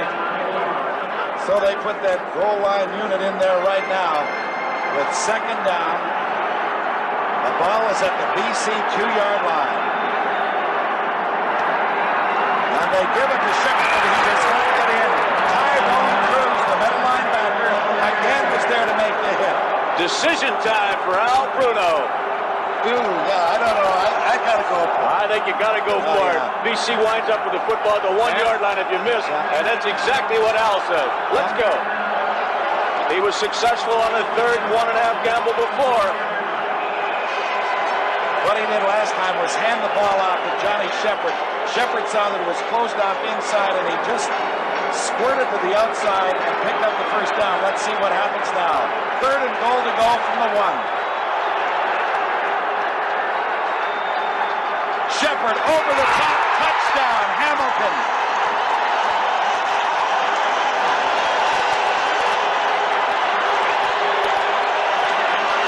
Well, Big Al's 2 for 2 in his decisions. You know, Pat, they put number 51, Pat Brady, the backup center in the backfield. He leads the way, and it's Johnny Shepard up and over for Hamilton's 2nd touchdown here in the first half. So what was a 13-0 ball game in favor of the BC Lions is now 13-13 with the point after by Bernie Ruoff to come. Ruoff has not missed an extra point this year. We've got an injured BC Lion. I believe it is Mike Gray, number 77 it is, the defensive tackle, shaken up on the play. There's the young Pat Brady that we were talking about who came in to lead Johnny Shepard into that goal area. And there's Mike Gray. Pat, you know, we talked before this ball game that, and I think most of us agreed that if the Hamilton Ticats were going to win this football game, Ken Hobart was probably going to be the outstanding player because he was going to have a big football game. Well, what a great effort he made on that drive. 61 yards on one play, and then a first down after the holding call against BC. That quarterback draw set up the major score. Well, there's no doubt that he has been a factor, despite the fact that I'm sure when we look at halftime at his passing stats, people will say, hey, what's going on? But he was only a 48% passer anyway all season. Well, that's usually the defensive plan when you play against a guy like Hobart. Make him beat you with his passing, not with his running, but so far in the first half, he's really run the football well. Now watch the lead block coming, and Steve Jackson goes in motion. The lead block by 51, Pat Brady, and Johnny Shepard up and over the top. No way they're going to stop him. So Benny Jones, who goes at 6'3", 245 pounds, will replace Mike Gray at the defensive tackle spot. And Bernie Ruoff will try to give the Hamilton Ticats the lead for the first time in the ball game, and he does. With 2 minutes left to play in the second quarter, let's go to Bill Stevenson. The man of the hour is Ken Hobart. Ken, you seem to want to start running a little more on that drive. Is that correct? Did you change your strategy? Well, they're playing pretty good pass defense, Bill, and I hurt my shoulder in the first quarter. Pulled something there, so we're going to go with a lot of glass here, and we're going to use my legs a little more. You say you hurt your shoulder, but it's not your passing arm, well, is it? It's in between, right? It's in the middle of my chest, kind of, but it affects my right shoulder, so it's all right, but we're going to try and start running the ball a little more, try and use Johnny and myself, keep the ball on the ground and get ball control type offense going. Well, let's give him all the credit in the world, and how about that man, head coach Al Bruno? He's made all the right moves so far in this first half. His ball club is now in front, 14-13, as Bernie Ruoff will prepare to kick it deep to either Darnell Flash, number 1, or Mel Bird, number 10. You know, Pat, when you come into a game as an underdog in a game of this importance, I think you have to be a bit of a gambler, and so far it's paid off for Al Bruno. This is Glenn Leonard, and Leonard is able to get the ball up over the 35 to the 38-yard line. Now there's a minute 56 left to play in this second quarter. There's all kinds of time for the BC Lions, but this may well be a telltale time of this football game. How is Roy DeWalt going to react to finding himself for the first time trailing? I'll tell you, if I was Hamilton right now, Pat, I'd go after him. I'd come out with a blitz and try to put real pressure on him. Lions start at their 37-yard line. DeWalt to Sandusky, just a little bit off the mark. That pass was letter perfect the first 3 or 4 times. This time, just slightly off the mark. Well, listen, the defensive guys are no fools either. They've seen that play 3 times now in the first half. They're going to react to it a little quicker. But I know one thing. Roy DeWalt wants to win at halftime with the lead. He doesn't want to be trailing. Well, he's going to have to pick up a sizable gain right now if that's his intent, because with 1:53 left, he finds himself with a 2nd and 10 from his own 37. And he's dropped by Grover Covington. If this is your first opportunity of seeing this man play football, Grover Covington led the Canadian Football League with 16 sacks this year. He has simply been outstanding in all phases of his defensive end position. Pat, once again, though, they bring only the front 4 people, and they're getting that pressure with just their defensive line. Watch now as number 77 picks up yet another sack. When he hasn't sacked him, he's still been pressuring him. And, Leaf, I think that's the key to what they've done defensively. Not that many sacks, only 2. Let's go back to live action. Well, this is Louis Pasaglia couldn't get the punt away, and as a result, he ends up with a big first down for the BC Lions. Mitchell Price was the man who would have been there to block the punt, but he ran right by him, and Pasaglia, the great veteran that he is, just scampered outside. Well, I'm sure that was not a design play. He just felt like Mitchell Price could have blocked the punt, but, you know, Louis was a quarterback at Simon Fraser. He's got that intangible quality to run with the football, and what a big play this could turn out to be. 1:28 left to play in the second quarter. A 1-point lead for Hamilton. The ball is at the BC 50-yard line. First down Lions. They take the draw, and now they go deep. Looking for Ned Armour. Another touchdown. Another huge play by the Lions.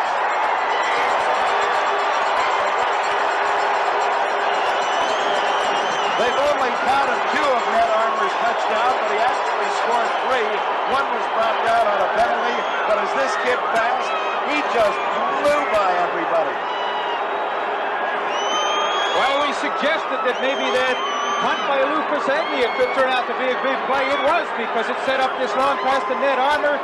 Les Brown once again could not provide the coverage, and Ned's got his 2nd touchdown of the game. This is the man that replaced Mervyn Fernandez. Mervyn who could not start. Mervyn who? Boy, oh boy, what an electrifying play that was. The point after by Pasaglia is good. And the Lions are back in front now, 20-14. There is Ned Armour from San Diego State. Seems everybody's from San Diego State today. His opposite number on the other side, Jim Sandusky, also from State, and Steve Stapler for Hamilton from San Diego State. But this is the man of the hour. He has 2 touchdown passes, compliments of Roy DeWalt. Pat, you suggested when the Hamilton Ticats scored with 2 minutes remaining that BC still had time. It took them 40 seconds. Let's go to Steve Armitage.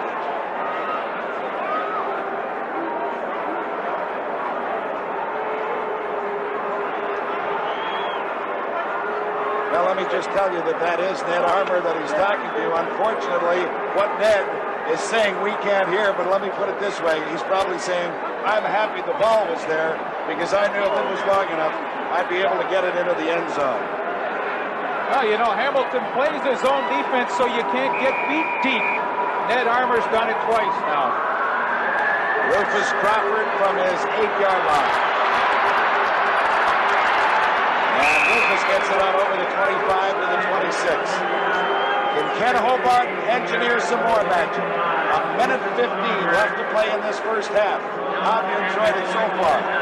It's been a great first half of football. Exciting. I like the way Hamilton came back, and boy, Grey Cups are like that. I remember in 1976, the punting game, Jerry Organ ran for a big first down to give his team a lift. Now Lou Pasaglia has done that for the BC Lions.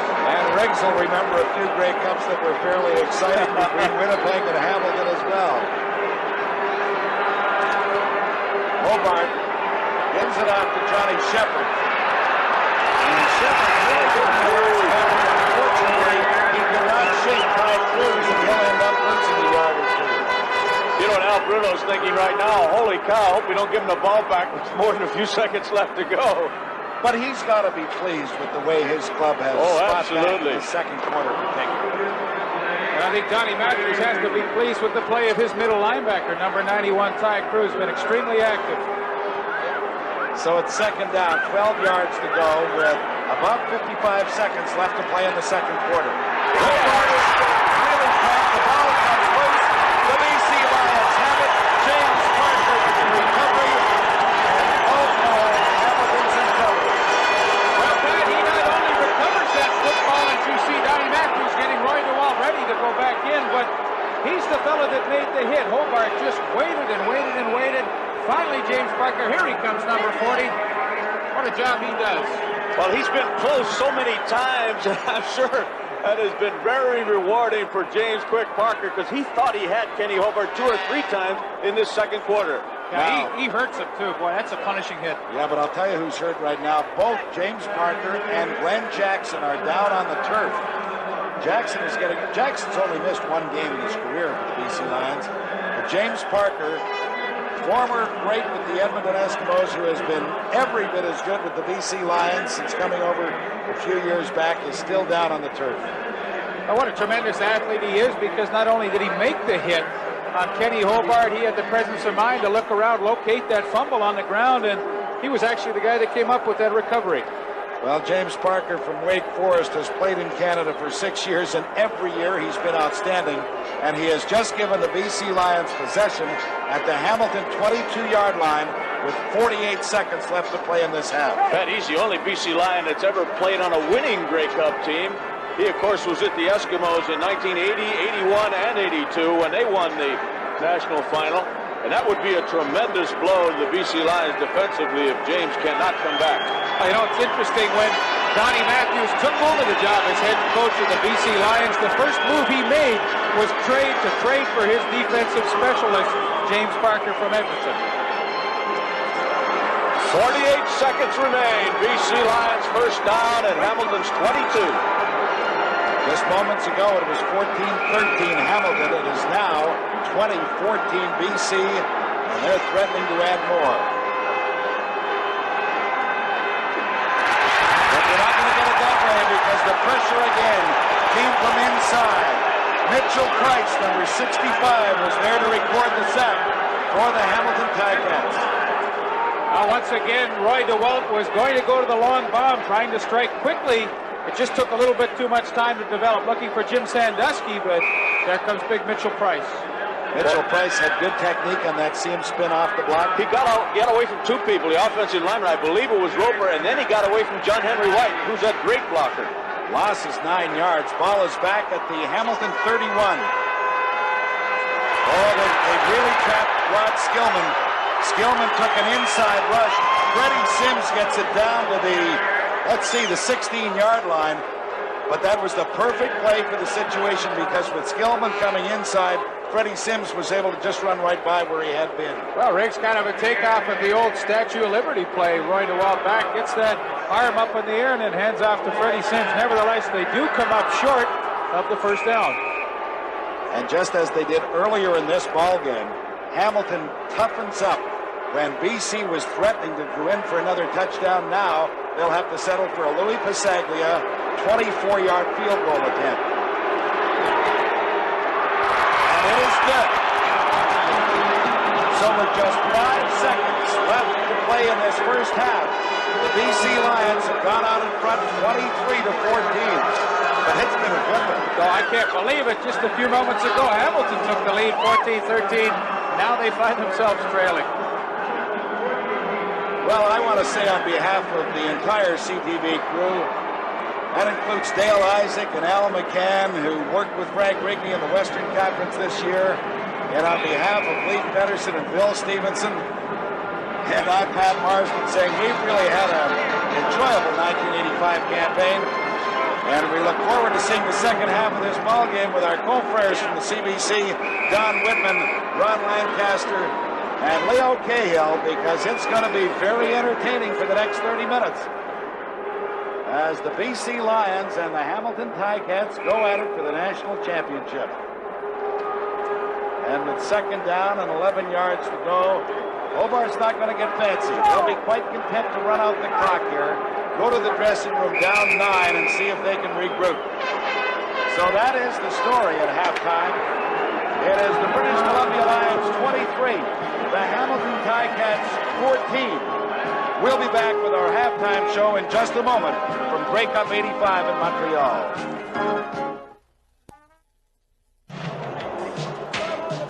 Hello again, everybody. I'm Pat Marsden with my old pal Don Whitman. That was a pretty good half of football, wasn't it? Pat, it was a very entertaining half of football. When the BC Lions jumped in front as they did, it looked as though it might be a first half blowout, but much credit to the Hamilton Tiger Cats. They played in that first half much as they did during the course of the season. They got off to such a bad start, 1-6 early in the year, then they came back in the second half. I wasn't really too surprised that the BC Lions struck late in that quarter. I was surprised that the BC Lions didn't come up with a second touchdown because the Hamilton Tiger Cats came up tough. Let me tell you this much. If the BC Lions score again, this game is over. But if the Hamilton Ticats can put it in the end zone, you are going to have a terrific football game in that second half.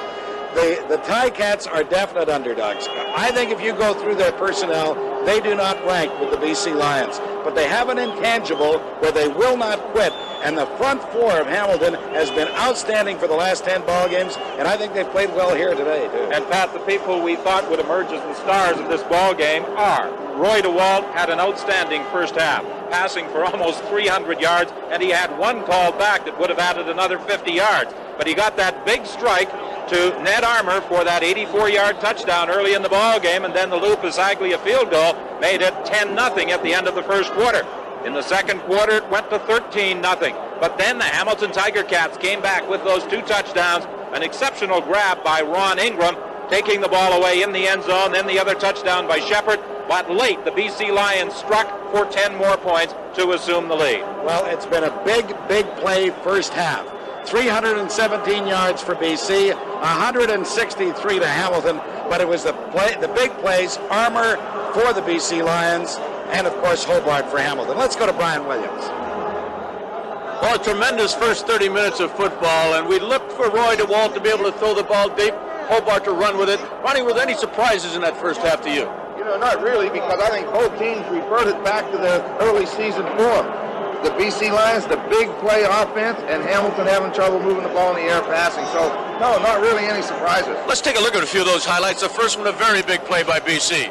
Boy, it sure was. We just got finished talking about big plays. The Walt set four receivers to the right, got one-on-one coverage over here with Les Brown. He makes a good defensive play, but the ball stays up on the shoulder pads, and Ned Armour grabs it, and then from then, it's a race. The BC Lions added a field goal, and it was 10-0 after the first quarter. Lou Pasaglia made it 13-0, and then all of a sudden the Ticats came back. All this took place because of the Sims fumble. Gave Hamilton field position, and you'll see he just out-jumped Keith Gooch for the football. Good coverage, but he just went up and got it. Great job by Hobart of avoiding the rush, but watch the job he does now, taking off the foot with the football, and great block by Rufus Crawford. Well, this is what he had to do for them to be successful. BC knew it. They had to try to contain him. The great block right there, and then just let him go. The BC Lions also called on a holding penalty here. Hobart called his own number from the 7-yard line, picked up 5, and then Johnny Shepard went up and over for this score that put the Hamilton Ticats briefly ahead in this ball game. An excellent job because of the fact that they went and got it. That was an excellent call by Bruno. We've got to get back to our live action here, and to bring the final 30 minutes, Don Whitman, Leo Cahill, and Ron Lancaster. Take it, guys. Thank you very much, Frank Rigney, and the second half is underway with the Hamilton Tiger Cats kicking off to the BC Lions, and the ball rolls into the end zone and then rolls into touch. Well, we're looking forward to an exciting second half here at Olympic Stadium, 23-14 the score. And Bernie Ruoff getting the second half underway, and he put the ball into the end zone, and the British Columbia Lions will scrimmage from their own 25. Well, it's time for us to get moving. I'm excited about this second half. I think that the Hamilton Tiger Cats are going to come back. Everybody up here seems to think that the BC Lions have it all put away, but I've seen Hamilton come back all year long. What do you think, Ron? Oh, I think there's no doubt about it. They got to just hang in there. Don't change your plans. They're playing well. So it's 1st and 10 as Roy DeWalt gives to Fred Sims. Sims breaks one tackle, and he gets out to the 33-yard line. Fred Sims, who got a chance to play in place of the injured Kevan Jenkins and responded with an outstanding game against the Winnipeg Blue Bombers in that Western Conference Championship game a week ago.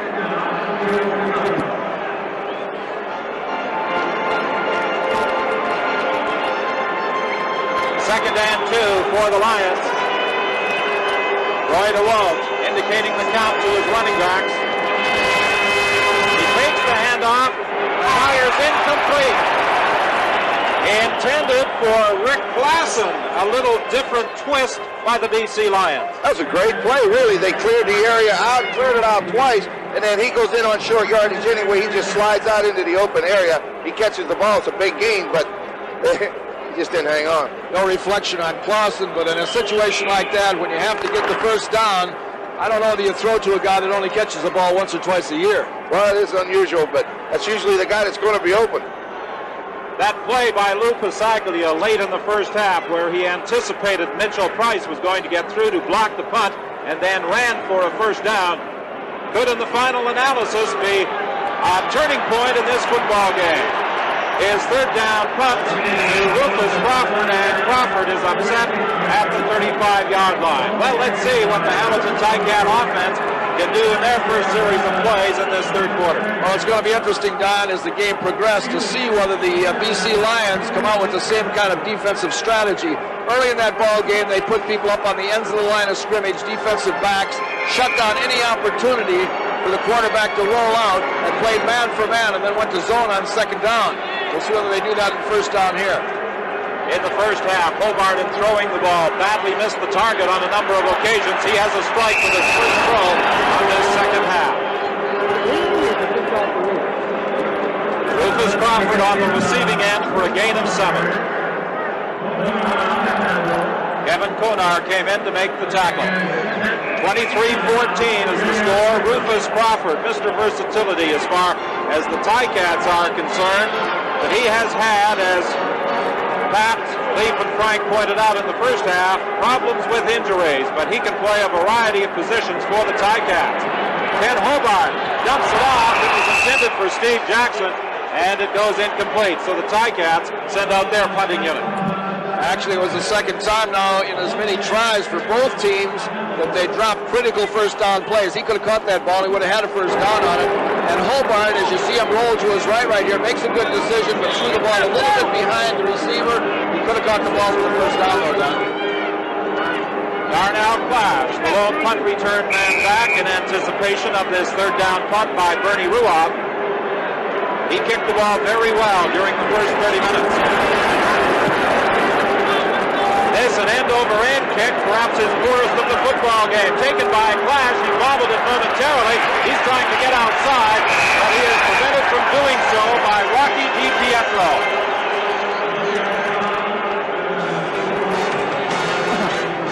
But Bernie Ruoff's kick that time, traveling just 32 yards. This is Grey Cup 85 from Olympic Stadium in Montreal. It's approaching 4 o'clock Eastern Time in Montreal. The sun beginning to sink in the west as the crowd at Olympic Stadium looks on with 12:30 remaining in the third quarter. And wherever you're looking in this afternoon, we hope you're enjoying Grey Cup 85 from Montreal. I'm Don Whitman along with Ron Lancaster and Leo Cahill, our CBC broadcast crew, provide you with the action in this second half. Freddie Sims, again the ball carrier, and Sims has a gain of 8 yards. I was expecting the BC Lions to run the ball a lot today anyway. This is their sprint draw series. John Henry Wright blocks on Covington, gets a good block from the right guard.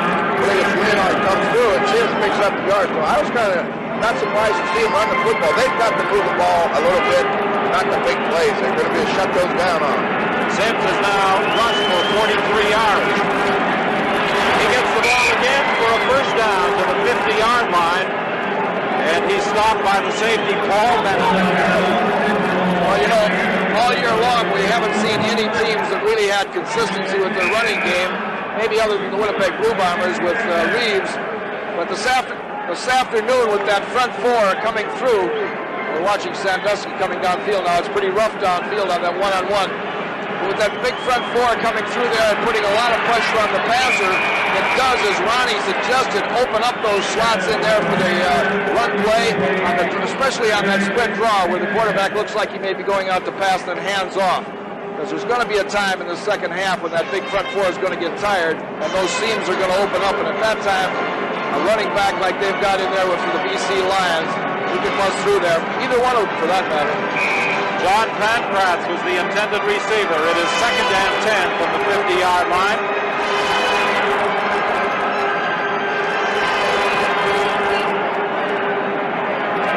Ned Armour, who has scored 2 touchdowns, goes wide to the left.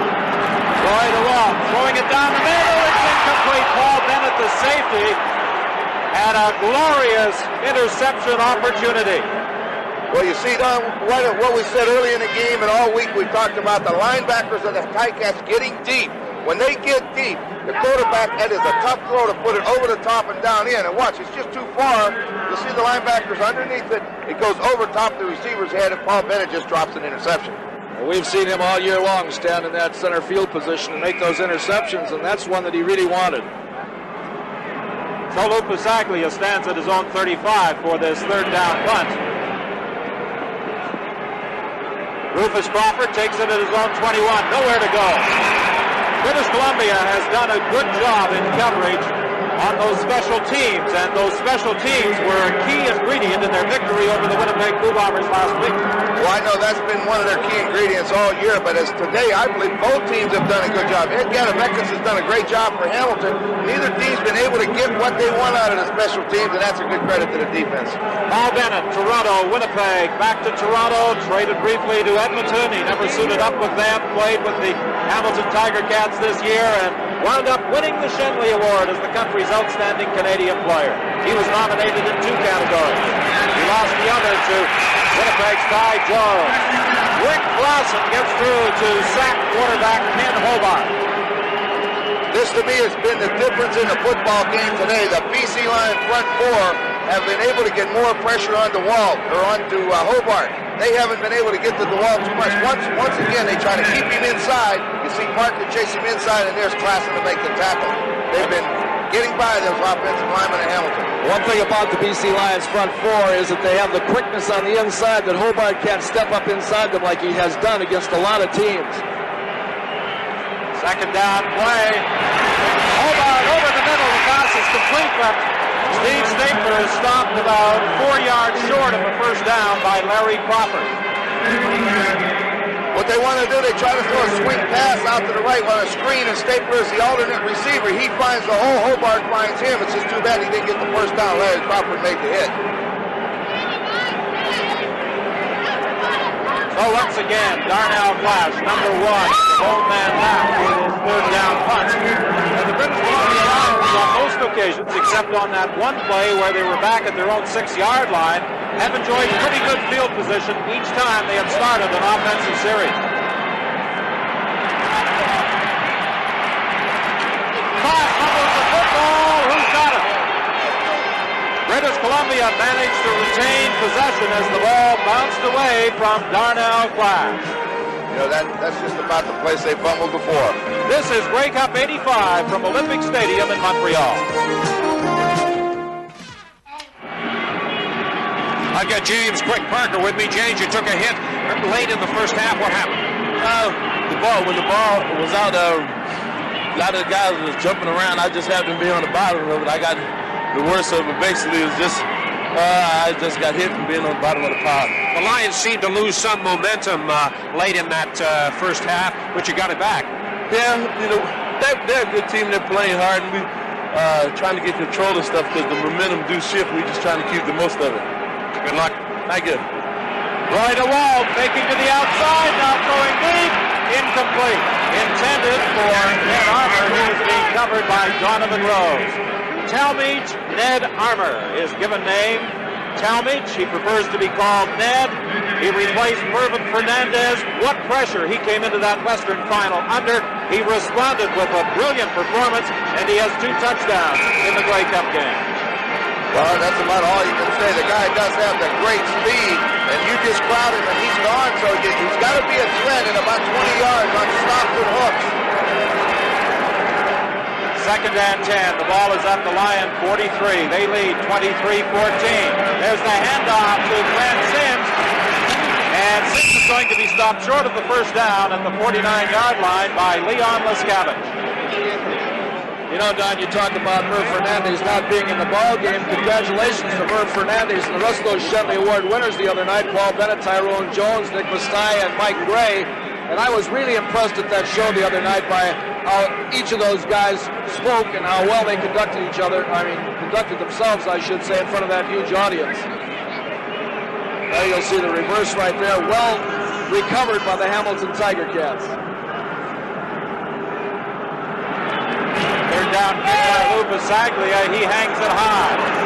Crawford goes back to his own 10-yard line. He slips there. And there's nowhere for Crawford to go. That was a 51-yard kick by Lou Bisaglia. Jamie Blease was downfield covering for Don Matthews, British Columbia Lions. You can't say enough about the job Matthews has done as head coach of the Lions, yet he has not been rewarded with Coach of the Year honors. However, leading the Lions to a 13-3 record in regular season play this year, and if he does manage to hang on to this lead, he may be so honored come January up in Edmonton.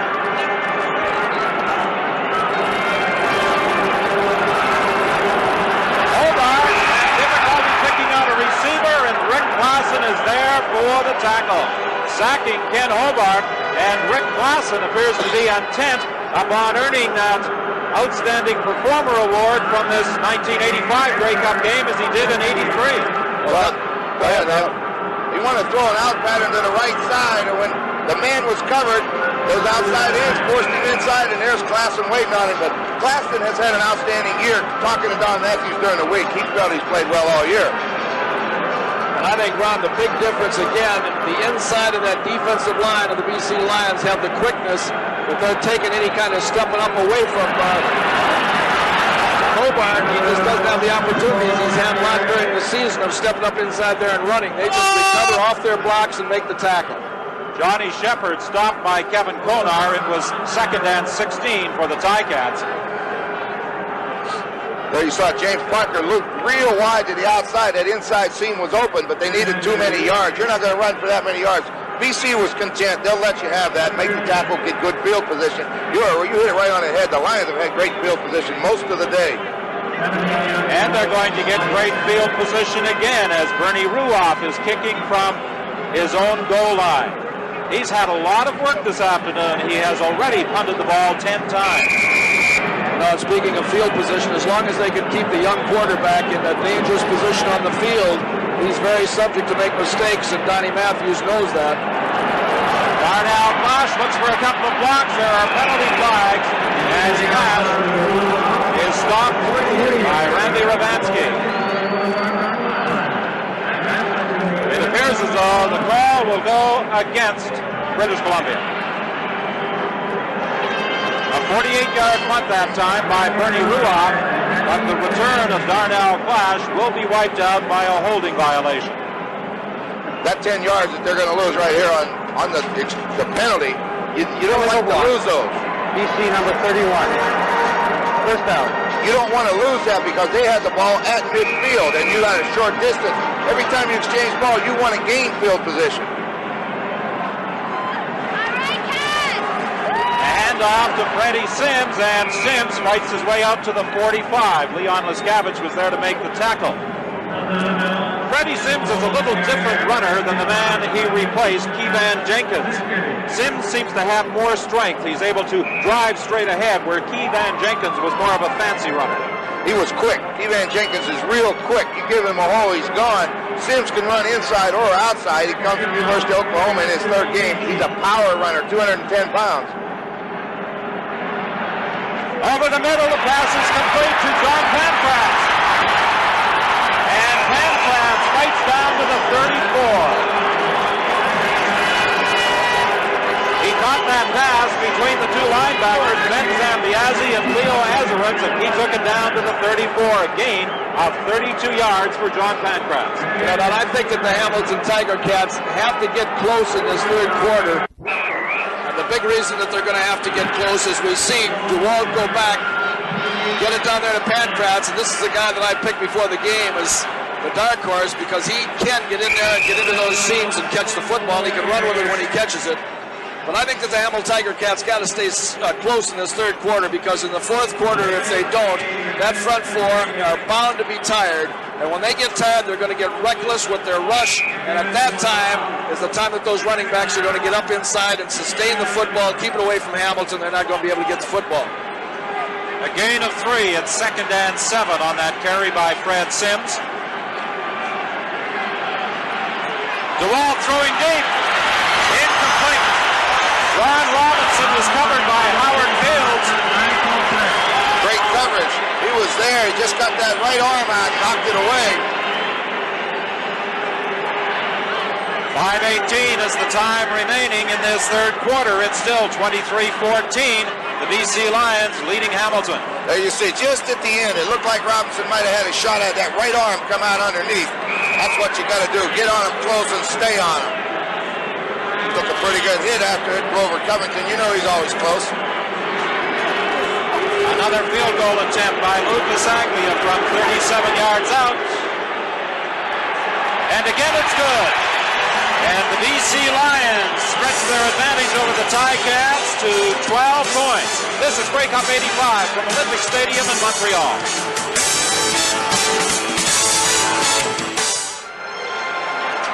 Lou Pasaglia has certainly stamped himself as a candidate. He's perfect in the field goal department, 4 for 4. That's a great feat in itself, 4 for 4, but that running is on third down. A lot of, as you said earlier, could have been the turning point of the game. You never know. We'll see. Johnny Shepard finds a hole, and he'll have close to a 10-yard gain. Glenn Jackson finally halted the progress of the Hamilton running back, but not before he had picked up a first down. Don, every time they've called on Johnny Shepard this afternoon, he's produced. And maybe they're going to have to give him the ball a little bit more. Watch him here as he takes it through there. He can bust through there as quickly as anybody can. And although he's not a very big guy, he's got great leg strength and he can break tackles. Product of Livingston University. What a find he was for the Ticats. Hobart throwing deep down the sidelines. Incomplete. He was looking for Ron Ingram, who was being covered by Darnell Clash. Well, you have to do that every now and then. Just get back there and let it go. He has the speed on the outside in Ingram. He's got Clash one-on-one down the sidelines. Darnell just made a good defensive play. It will be 2nd and 10 for the Ticats. Darnell Clash got up limping a bit as he headed back to that BC defensive unit, and there is an injured BC player out there. Rick Clausen is down on one knee.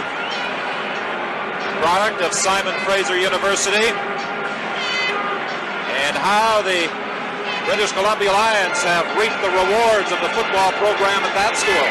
Boy, I'll tell you, there's a bunch of them around, and it's been one of the good schools to produce football players for the CFL. They must have a great program. They've got to. Benny Jones goes into the ball game, replacing Rick Clausen. Jones and Nick Hepler alternated at defensive end in last week's Western Championship win over Winnipeg. Hobart taking off, running for the first down and more.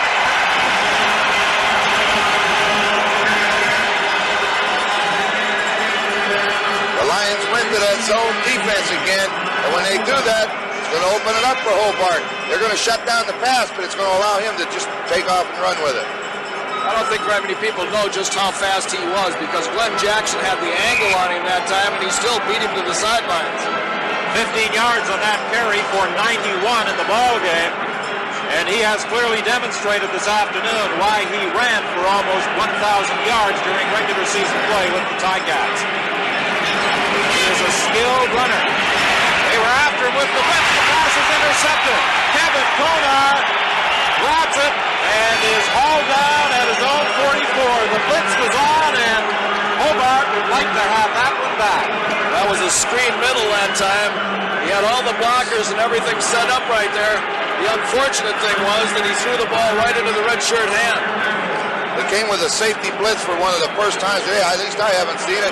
He had to get rid of the football, and as you say, he'd love to have that back because ill-advised at this stage of the game, or any stage, I guess. Well, we talked about Simon Fraser's contribution to professional football. University of British Columbia hasn't done badly either. That's the school that Kevin Konar attended. Freddie Sims finds a hole. Sims is a tough man to bring down. He'll fight off tackles and will shake off those tacklers, and that time he picked up about 14. Well, if they will just keep alternating that running and passing game now like they've been doing in this third quarter round, they're going to be very, very tough to beat. Well, it breaks inside again. You just give the ball deep to a good back, he'll find a hole. Boy, they chopped on that backside linebacker, and that gives him the whole backside, and then it's just you run till they stop him. Now, you see what happens? Those defensive ends are coming on that hard outside rush, and it opens up those inside seams. There it comes again. And Sims has another big game right now. Let's go to Steve Armitage. Kevin Konar is with me. Kevin, did you have the safety blitz on that time? No, we just had a base defense, and he overthrew the screen. I just happened to be in the right spot. Seem to be getting lots of pressure on him. Yeah, our front four is doing an excellent job. We just got to keep it up. Hobart, it's a great runner. Don. All right, Steve. Well, Greg Gary has come out of the ball game defensively. Gadavekas has gone in. John Henry White gets the call this time. Brad Sims, who has done the bulk of the running for the British Columbia Lions, is closing in on 100 yards, and he is now going out of the ball game as we look at quarterback Ken Hobart taking a breather on that Hamilton bench. He has to try and get that Hamilton offense on track if the Ticats are going to get back in the ball game. Right now, the British Columbia Lions leading by 12, very much in control.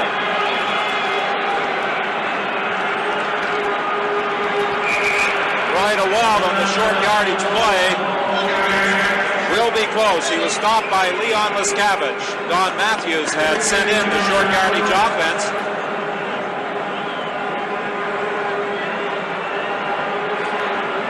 Matthews waiting for a signal as to just how far they are away from that first down.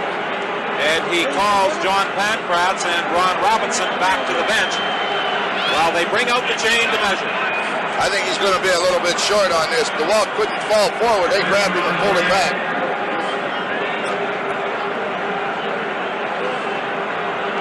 What do you see about a half a yard? About a half a yard. I think they're going to go for it. Al Bruno made a couple of calls on third down situations that produced for the Ticats. Ron Matthews leaves his offensive unit out there. They're going after it on third down. It'll be a quarterback sneak. Roy DeWalt going straight ahead, fumbled the football, and the Hamilton Ticats say they've recovered. Howard Fields comes up with the football, but had the whistle gone? I believe it had. Well, the referee here clearly marked, but boy, it had to be a quick whistle because that was a heck of a hit. Al Bruno's taking a chance here. He's about 10 yards out on the field, screaming at the officials. They got to get him off there. Can't afford a penalty at this stage. Placement of the ball extremely important here, but it is a first down for the BC Lions. Well, we're going to get a good look at it. Look, Sam Biazzi really let him have it on that quarterback sneak, and the ball come loose, and Howard Fields is there, but the referees marked his forward progress and awarded a first down. I'll tell you one thing, Ron. That ball came loose before he hit the ground. I think it should have been a fumble. I think Al Bruno's got a point. Well, he was right in front of that play from his position on the bench. John Henry White, the ball carrier, and he got to the line of scrimmage. As a matter of fact, he may not even have reached the line of scrimmage. You know what they're doing, Don and Ron? Their defensive ends from Hamilton have been doing a lot of gaming on their pass rush, coming inside and coming outside and taking either advantage on their pass rush, giving up either the inside or the outside. Now they're handing off to John Henry White and to Sims, and they're just running right at their offensive tackle and either veering to the outside or taking the inside in order to get those big runs. Loss of one in second and 11. The walk to the sidelines, and Matt Armour has it. But he is short of the first down. I think anytime you're going to gamble on second down long yardage and throw the ball to the outside, your receiver has to go deep enough to get that first down. He's going to come up about 3.5, 4 yards short. That's crazy. I don't know what Ned was thinking of when he caught that football, too. There wasn't anybody within 5 yards of him, and he kind of turned and stepped out of bounds. Well, that was the final play of the third quarter, and this is Grey Cup 85 from Olympic Stadium in Montreal. Well, to start the fourth quarter, Lou Pasaglia will be attempting his 5th field goal of the ball game. In case you're wondering, the most field goals in a Grey Cup game, 6 by Don Sweet in the 1977 game.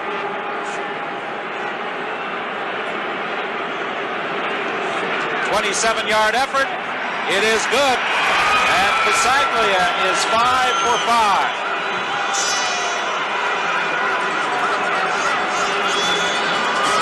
And Don Matthews extends the hand to congratulate Pasaglia prior to the ball game. Some discussion as to which side had the advantage in the kicking game. So far today, Lou Pasaglia is way ahead of Bernie Ruoff. Well, I know talking to Frank Rigney yesterday and the day before, he felt that if there had to be an edge, and he said only if, that Pasaglia was a quarterback, he could run, he could throw, and his running ability and, heads-up play, that big turning point in the second quarter. Yeah, but in all fairness to Bernie Ruoff, his team hasn't got him in a position where he can kick some field goals this afternoon. We know he's been a great contributing force to that Hamilton Tiger Cats. Well, you just got 2 of the best out there this afternoon, and it's a real pleasure to see 2 guys like that on the same field. Lou Pasaglia will be kicking off following that 27-yard field goal. Edom Raw was a cry of Hamilton defensive units back in the 50s and early 60s when they were a tough team. The ball bounces to Johnny Shepard. And Shepard is stopped at the 32-yard line. A 61-yard kickoff by Lou Pasaglia. A big edge statistically for the British Columbia Lions as Roy DeWalt has passed for 328 yards. The Hamilton Ticats have not had any success throwing the ball. They've relied on the running game, particularly from quarterback Ken Hobart. And if they're going to get back in this ball game, Hobart has to start moving the team through the air.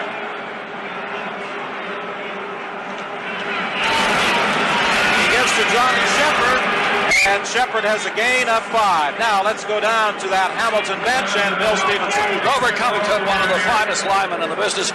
What do you expect from BC now that they've got a fairly large lead for the rest of this game offensively? Well, basically, they're just going to mix up. I think they're just going to come out and try to run. And we just got to go out there and try to strip the ball and cause some turnovers so we can, get back into the game. Because it's not over yet. We got 14 minutes yet to play. And we're just 2 touchdowns back. And, this is a great cup. Anything can happen. So we're just going to go out there and continue to play hard and just try to get some turnovers. Ken Hobart on the quarterback draw. He slides into the midfield strike. If Ken Hobart can just read it, and I know Ronnie's having trouble because he's just a rookie, but if he can read when they're going to be in zone and when they're going to be in man for man, and I think it's very simple, they bring those halfbacks up on the line of scrimmage on first down when they're in man for man. And on zone, he's got a lot better chance to step up inside there and run like he did on that one right there because those linebackers and everybody are out of there. He's gone over the 100-yard mark in rushing this afternoon. Now he slips as he tries to throw the ball. He was fortunate to recover as the ball slipped away from him. Let's go now to the BC bench and bring in Steve Armitage. Don, I got Louis Pasaglia with me. Louis, the kicking toe is working well this afternoon. I felt good all day today, and I was excited all week. We got 34 guys playing their hearts out today, and it's fun playing out here. The conditions are excellent. Louis, for your own information, you're 1 shy of the record. I don't mind a record as long as we win this game. There's still a lot of time left, and the way they scored those points in the second quarter, they can still come back. Don, talking about time, 12:40. And the clock is running, remaining in this fourth quarter. The British Columbia Lions leading 29-14. Second down play, deep down the sidelines for Ingram. He makes the catch. He made the catch. I'll tell you, you'll never, ever, ever see a better catch than that, Ron. I don't know how he caught it. I don't know how he even saw it. Well, ball, the big thing is Hobart knows he's got to put it up, and he gambles, and he is covered. Larry Crawford's got great position, and he just bends his body back and concentrates, and it is a great catch. Look at that. That's body control. How you're falling down and find it in the air and hold on to it. It's great. Let's see just what he does. You see, it's that zone defense. There he is. There's Crawford in great position, but watch the catch. Oh. He had 3 problems: finding the ball, making the catch, and then managing to keep his feet in bounds. Well, that's how football games are turned around by big plays like that. And you wonder how things like that can happen because it was a superhuman catch, but there they are right now, down about on the 12, 13-yard line. 48 yards on the pass completion.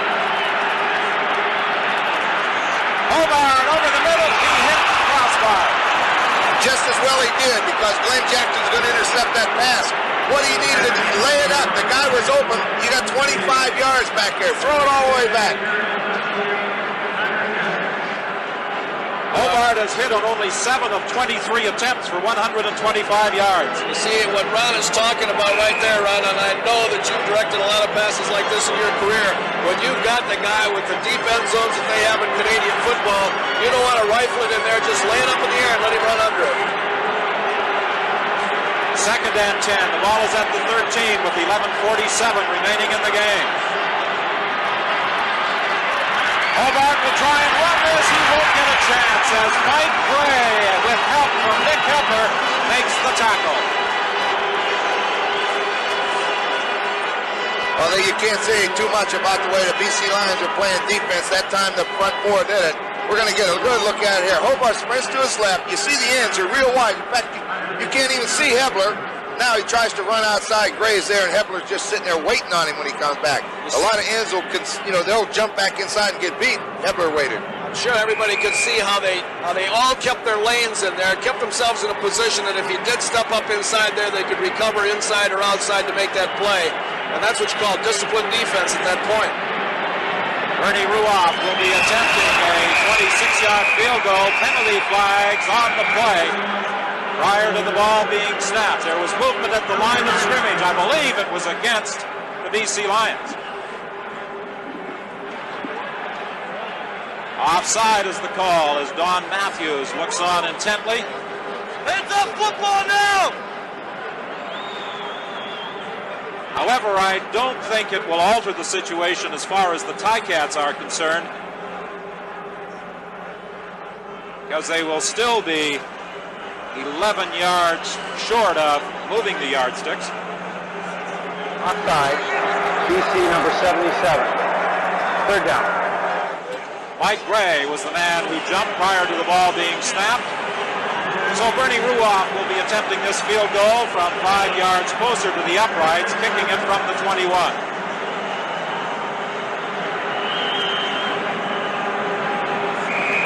Tom Porras comes out to hold. And Ruoff's kick is good.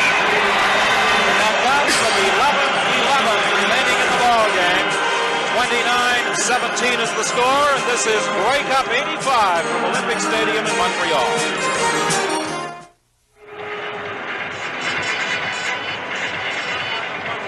From our camera atop Olympic Stadium, the lights of the city come alive on this Grey Cup night. The crowd here at Olympic Stadium has been treated to a very entertaining football game. It looked early as though the British Columbia Lions might just blow away the Hamilton Tiger Cats. The Ticats have fought back. They have fallen behind again, trailing by 12 points. Roy DeWalt gives to Fred Sims. And Ben Zambiazzi, who has played a very strong game from his middle linebacking position, comes in to make the tackle. Right now, let's go down to Steve Armitage at the BC bench. They're working on the hand of Nick Hepler. He came off the field and the hand was cut. They've stitched it up and they're putting some tape on it. He hopes to get back into the ball game, but it was bleeding quite badly. Well, of course, Nick Hepler missed the 1983 Grey Cup game against the Toronto Argonauts as the result of an injury. Nick has had some problems over the last couple of years with the injury bug. Long pass intended for Jim Sandusky, who was being covered by Howard Fields, and then Donovan Rose came over as well. If I was Donnie Matthews and I was in that position on the field, And I know with just 11 minutes left in the ball game, that they would kind of be anticipating that I'd be running on first down and possibly throwing the ball so I wouldn't be giving up that lead on second down. I'd think a little bit about some play action on first down, Ron, rather than running right at them. Lou Pasaglia stands at his own 20-yard line for this third down kick. There was pressure as they were trying to come from the outside with Les Brown. Absolutely nowhere to go for Rufus Crawford. He is stopped at the 40-yard line, and BC has done an exceptional job of covering on third down kicks, and Jamie Buis was there that time to make the stop on Rufus Crawford. This is Grey Cup 85 from Olympic Stadium in Montreal.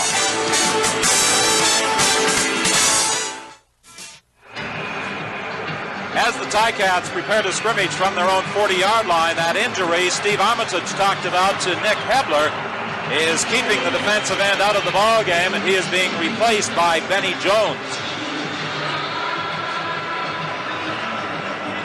10 minutes is the time remaining in the ball game. 29-17. The Hamilton Ticats, under the direction of rookie quarterback Ken Hobart, trail. Johnny Shepard trying to get outside, fumbles the football. He was fortunate to get it back. Larry Crawford from his halfback position came up to stick Johnny Shepard, and he lost control of the ball. Well, the BC Lions always like to have the defensive back on the close side of the field, this time to the left, up on the line, and he's there for this reason alone. When that guy cuts back to the outside, he should be there waiting on him, and he was there. There's also a great position in case Hobart wants to run with the football to the outside, too. See, that's how Shepard made some yards in the first half, but not this time. Back to the live action, the second down play. Hobart throwing deep. He's looking for Stapler. Incomplete. He was being covered by Darnell Clash, and I think Steve Stapler may have just mistimed his jump. It looked like he was behind him. It looked like the ball was there, and then something happened, so it had to be something in his coordination and jumping ability that he just didn't hang on. I don't think the defender touched the Clash, didn't touch the ball at all. Boy, it went right through his arms. You know, we've seen 3 touchdown passes today that were much more difficult catches than that. So Bernie Ruoff will be kicking it from his own 20-yard line. Darnell Clash takes it at his 31, looking for some blocking to form, trying to go outside now. John Priestner is after him, and with some help from Greg Gary, they finally corralled the very elusive Darnell Clash. Well, for the next 2 years, the Grey Cup game will be played under the dome out in Vancouver. And this might very well be the last Grey Cup game ever to be played out of doors, because they are putting a roof on Olympic Stadium, and by the time 1988 or 89 roll around, Toronto may finally have that dome stadium. Well, we're sure hoping so in Toronto, Don. By the looks of this team out here, Vancouver team or BC team, they may be playing at home in that Grey Cup a couple times. Complete, deflected into the hands of Jim Sandusky. Touchdown.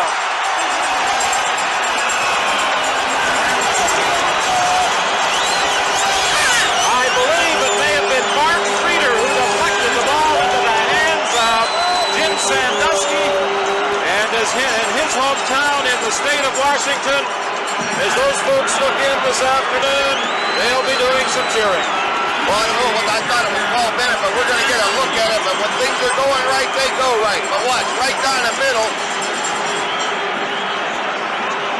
Boy, that's a great job of concentration. That is concentration, because it bounced right in his hands.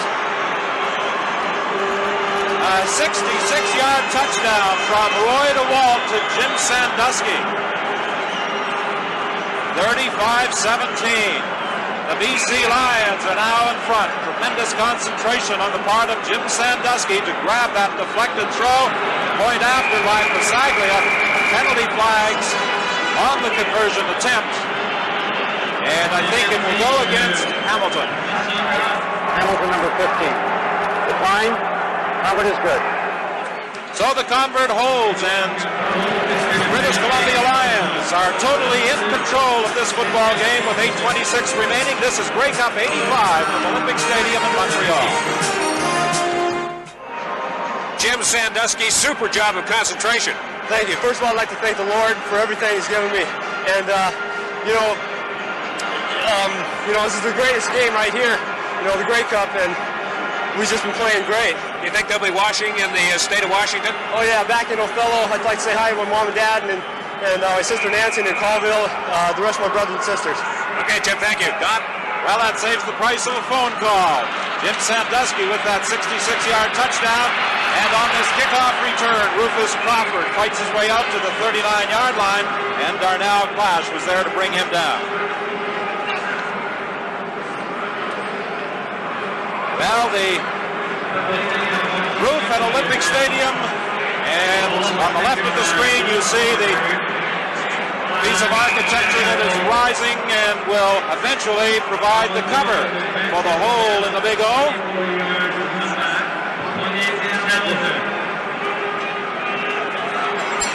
First down play.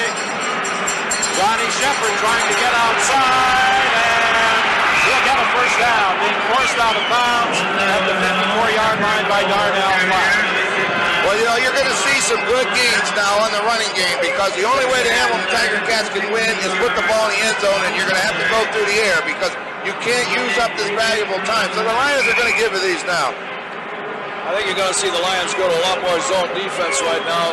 They'll be playing deep, and they're going to make Hamilton earn it the hard way, Ron. As you say, it's going to take a little longer to get there. 17 yards that time for Johnny Shepard. A first down play from midfield. And Hobart got away from the first man, throws down the sidelines for Steve Stapler. They really stepped out of bounds, and he's got a first down at the 41. Hobart did a good job of escaping Larry Crawford, the halfback who was chasing him in that Hamilton backfield. Boy, he sure did. Crawford's a defensive back. He's got good quickness, but Hobart showed a lot of quickness himself. And then Stapler found a hole, and he found him on the run. First and 10. The ball is at the 41. 7:36 is the time remaining. The BC Lions in front, 36-17.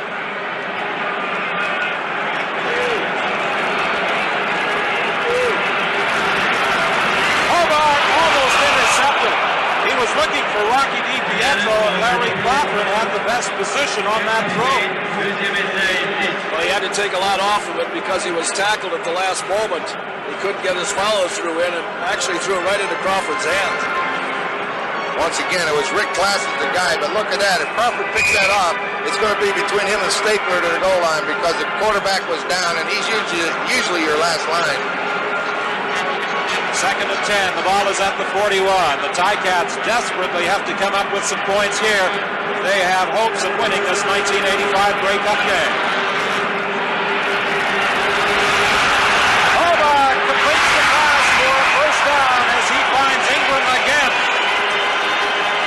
In key situations, the man he's gone to is Ron Ingram, once for a touchdown, another time for 48 yards, and this time for 24.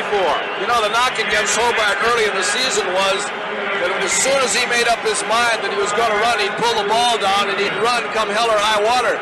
That time he started to run, but had the good thought of the good direction of looking downfield, saw his pass receiver over and got him the football. That shows that he's coming along as far as his experience is concerned. Good judgment on his part. From the 17-yard line, first and 10.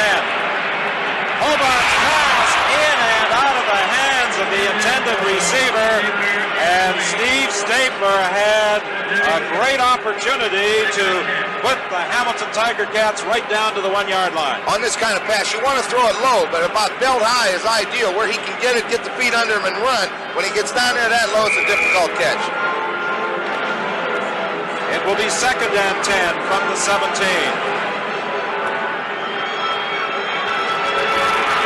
Hobart this afternoon has completed just 9 passes of 28 attempts. He'll have to run this one, but he's forced out of bounds at the 12-yard line. Tyrone Cruz came over to force him out. So he's 5 yards shy of a first down. Decision time now. No decisions now. It's time to go. I mean, the receivers are covered downfield. They're going to make him run with the football now, force him out. 3rd and 5, they've got to convert right now. Bill Stevenson. Just a comment, gentlemen. Steve Stapler, the star of the final in the East against Montreal, hadn't had any passes, and I asked him what was going on. Were they covering him too tight? He says, no, for some reason they're not calling a thing to me. Now they've called twice, and he's dropped them both. This is a 3rd down gamble, and Hobart fires back across the middle. Touchdown! Well, they did not throw to Steve Stapler earlier. They called his number this time, and he made the catch for the touchdown. I'll tell you what Hobart did real well there. When you roll that far outside to your left, as he did, normally the ball will go to the left, but yet he turned and threw back across the field into the middle, and that's hard to do. So as you said, Leo, his experience is coming. Watch how far outside he gets. See, he's all the way out. Now, you should be looking. He throws it back inside, and it's a great catch by Steve Stapler. Well, that's against the grain, and as so often has happened this year, this kid just does what he has to do to get in the end zone. Here it is, 3rd and 5, and it's a all or nothing at all situation.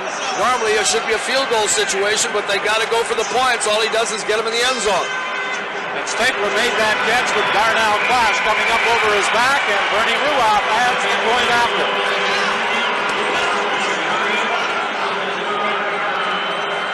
We're going to see it one more time as he rolls out to his left, and as Ron said, when you roll out to your left and get your shoulders turned, he had to almost come all the way back on a 360, it looked like, to get the ball in there, but he could get enough on it to get it in there, and Stapler, who has been neglected all afternoon, will watch Stapler crossing now with Darnell Clash. It's man for man all the way, and Darnell let him get to the inside. Steve is waving his arms, Darnell goes over the top, and the ball is right on the money. 5:33 is the time remaining.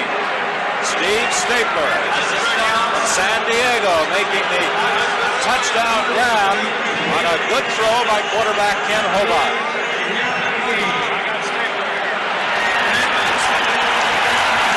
Let's bring in Bill Stevenson as the Ticats prepare to kick off. What about that catch? Ball was caught 85 wide, which Kenny sprints out wide, and I do a backside post. And if it's covered backside, if it's covered front side, he looks backside to me. And he looked, at me, and I was able to be open. We just got the ball in by a fraction, but he threw it right on the money. Well, it was a big catch, and considering that for the first half or 3/4 of the game he had not come to you, and suddenly he started going to you. I know, I can't understand that either, but I guess, he's calling the play, so that's what he's doing. All right, Don. Okay, Bill, and 56,723, the official attendance at this afternoon's Grey Cup game. And it's 1st and 10 for the BC Lions from their own 33. Oh, there's not a receiver in the world that isn't open. Did you ever notice that? I know they needed to go to him, but that's a normal receiver statement, but he finally got one. Right along, gives the ball to Freddie Sims, and this is where the Hamilton Tiger Cap defensive unit will have to come up big if they hope to engrave their names on the Grey Cup, because they trail by 12 points, and now just 4:56 remains in the game. Don Matthews providing some play-calling assistance for Roy DeWalt, signaling a play to his quarterback in 2nd and 7. Roy DeWalt has had a tremendous afternoon here at Olympic Stadium. A handoff to Freddie Sims. He's tripped up in the backfield for a loss. The old Statue of Liberty trying to play with Leo Ezerins coming through. Well, you know what was funny? The Tiger Cats don't like the blitz, but when you're looking at 4 minutes and some left in the football game, trailing by 12, you got to go after him. Ezerins in the backfield, and down he goes. There you'll see Leo Ezerins come from the right side linebacker. He's the one that gets the hand on him and just forces him to trip over his own blocker. Well, there's 4:29 left. If the Hamilton Tiger Cats can generate a little offense right here, boys, we're in for a real thriller at the end of this ball game. You know what they want to see? They'd love to see Rufus Crawford break one right now. The Ticats are going to get the ball in pretty good field position. They have just one man back, and that is Rufus Crawford. They're going after the block. Left Pasaglia gets the kick away. Crawford takes it at his own 38-yard line. They had everybody everybody going after the block, so they didn't have anyone there to provide some blocking assistance for Rufus Crawford, and he was stopped right at the 45-yard line by Bruce Barnett. That's two complete different philosophies as far as punt returns are concerned. Hamilton likes to go after them as far as the block is concerned. BC Lions, most of the time, will go into the cover, get those people back and try to get a block for Clash so he can get in the open. First and 10, the Ticats at their own 45-yard line. You see the seconds ticking away. Hobart is going to run it, and he's forced out of bounds by Mike Way and Tyrone Cruz. He got to the 48. I'll tell you, regardless how this football game ends up, a kid that deserves an awful lot of credit, and they couldn't have done anything without him, is that number 4 for Hamilton. He's going to be a star of the future. Even in a game of this magnitude today, with all the pressures and all the talk on him, he has still come through and did a lot of things for just a rookie quarterback. No argument, Leo, with that statement. It's 2nd and 7. He's going to throw it this time, and he was fortunate that it was not intercepted. Arnell Clash was covering the intended receiver, Ron Ingram. You see who was putting some pressure on him that time, 99, Nick Hebler. Even with the bad hand, he could be bleeding to death. Nick Hebler is the type of guy that he wants to get in there and play. It's been a long time coming for Nick, and he wants to savor every moment. Yeah, this is what I was wondering why he was kicking the football. You know, 3 minutes and 24 seconds left, down 12, you've got to go get it. Well, the kicking team had gone out there, and now both sides have to make an adjustment because the Lions had their punt return unit on the field. Well, Al Bruno has certainly had success. He's 3 for 3 and gambles on 3rd down. Hobart can't find a receiver. Now he throws deep looking for Ingram.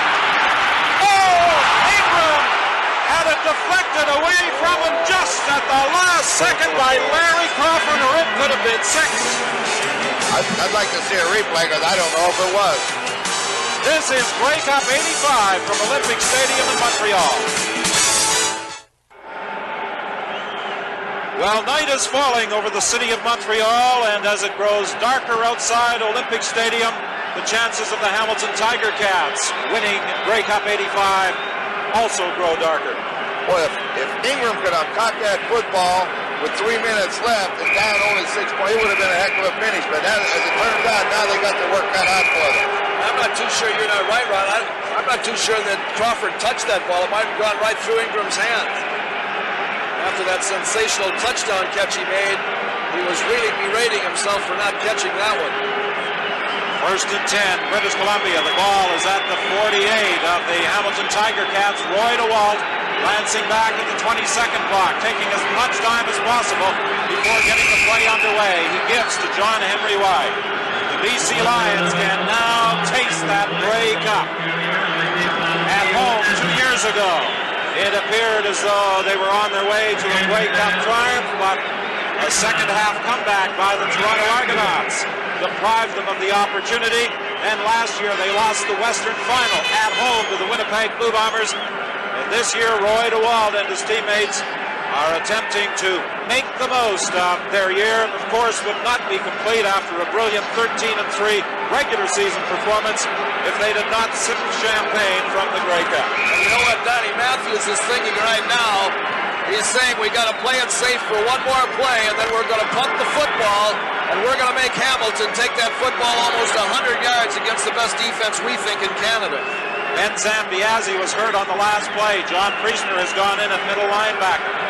It's 2nd and 10, and again DeWalt using as much time as possible, and he gives the ball to Fred Sims as he fights to the 45-yard line. Ben Zambiazzi, the outstanding middle linebacker of the Hamilton Tiger Cats, who typifies the toughness of this team from Steeltown. Andy, I think that probably Rufus Sagley right now will definitely be angling this thing to make sure that he doesn't get it in the end zone and kicks it out of bounds, because He doesn't want to get in the end zone right now. He didn't want to bring it out to the 35-yard line. No, you sure don't. You want them, as you say, to move as far as they have to go with it. The best thing he could, it'd be nice if he kicked and have it hit the ground and roll around a while. You don't want to kick in the end zone. What do they call that in Tennessee? Pooching it. Paul Bennett and Rufus Crawford are back for this Lou Pasaglia punt. You may have noticed that Pasaglia kept glancing back over his shoulder at that 20-second clock, and they are going to take the time count violation. That moves the clock to 1:50. And will the Grey Cup reside in Vancouver for the next year? The BC Lions are 1 minute and 50 seconds away from taking that cherished trophy back to the West Coast.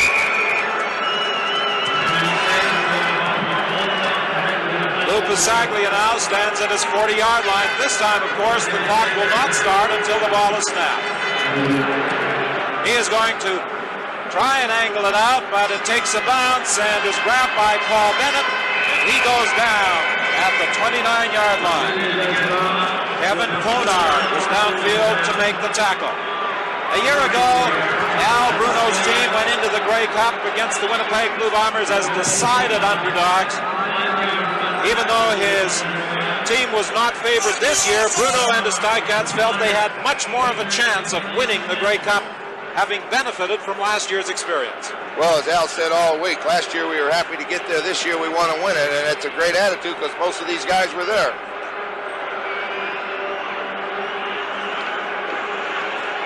Hobart is in trouble. Larry Crawford from his halfback position came in, and Crawford did an excellent job of just containing Hobart. He was up close enough not to let him throw, and yet Hobart could not get outside either. I don't think Hobart should be looking deep at this point right here because they're going to be taking the deep stuff away. He's got to throw sideline stuff and have him step out of bounds and try to move the ball down the field. And from one side of the field, I think a sentimental favorite, if you didn't have anybody you're really sticking for, it'd be Al Bruno's Hamilton Tiger Cats have overcome a lot of things, but on that other side of the field, Donnie Matthews deserves the right to win this football game because he's had the best coaching record, and they certainly have a great football team over the last 3 years. Talk about overcoming things. The BC Lions, as that pass intended for Stapler goes incomplete, had to overcome the absence of their leading receiver, Mervyn Fernandez, named the outstanding player in the country, winner of the Shenley Award, and their leading rusher, Keevan Jenkins.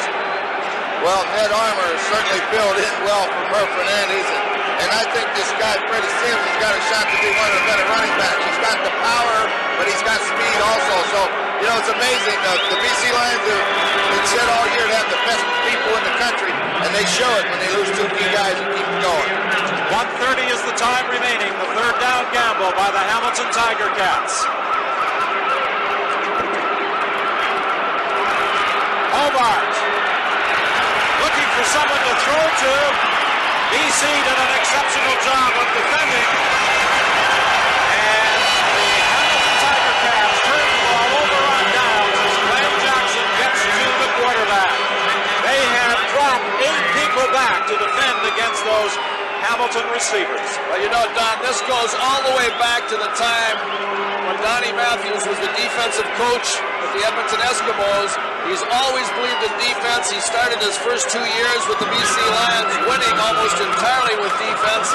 This year he came in with the help of Fernandez and his great receiving with a running game with Keevan Jenkins, which we felt complemented his football team and gave him the complete repertoire.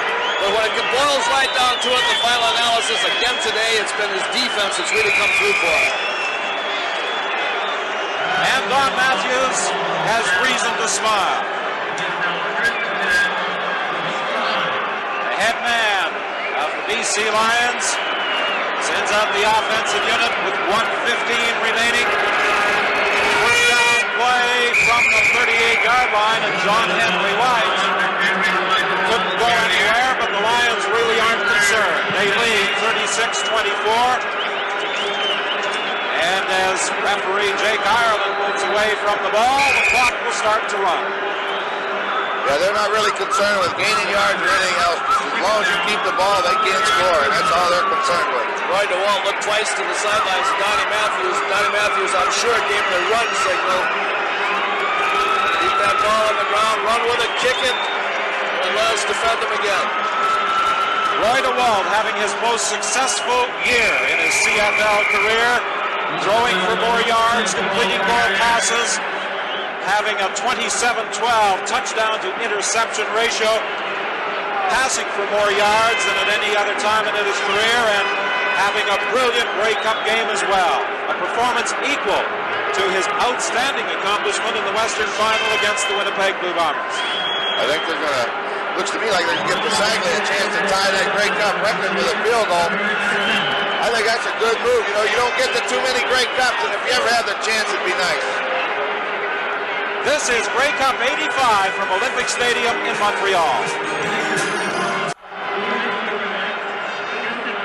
Well, with 47 seconds remaining, Lou Pasaglia is going to get a chance to equal a Grey Cup record.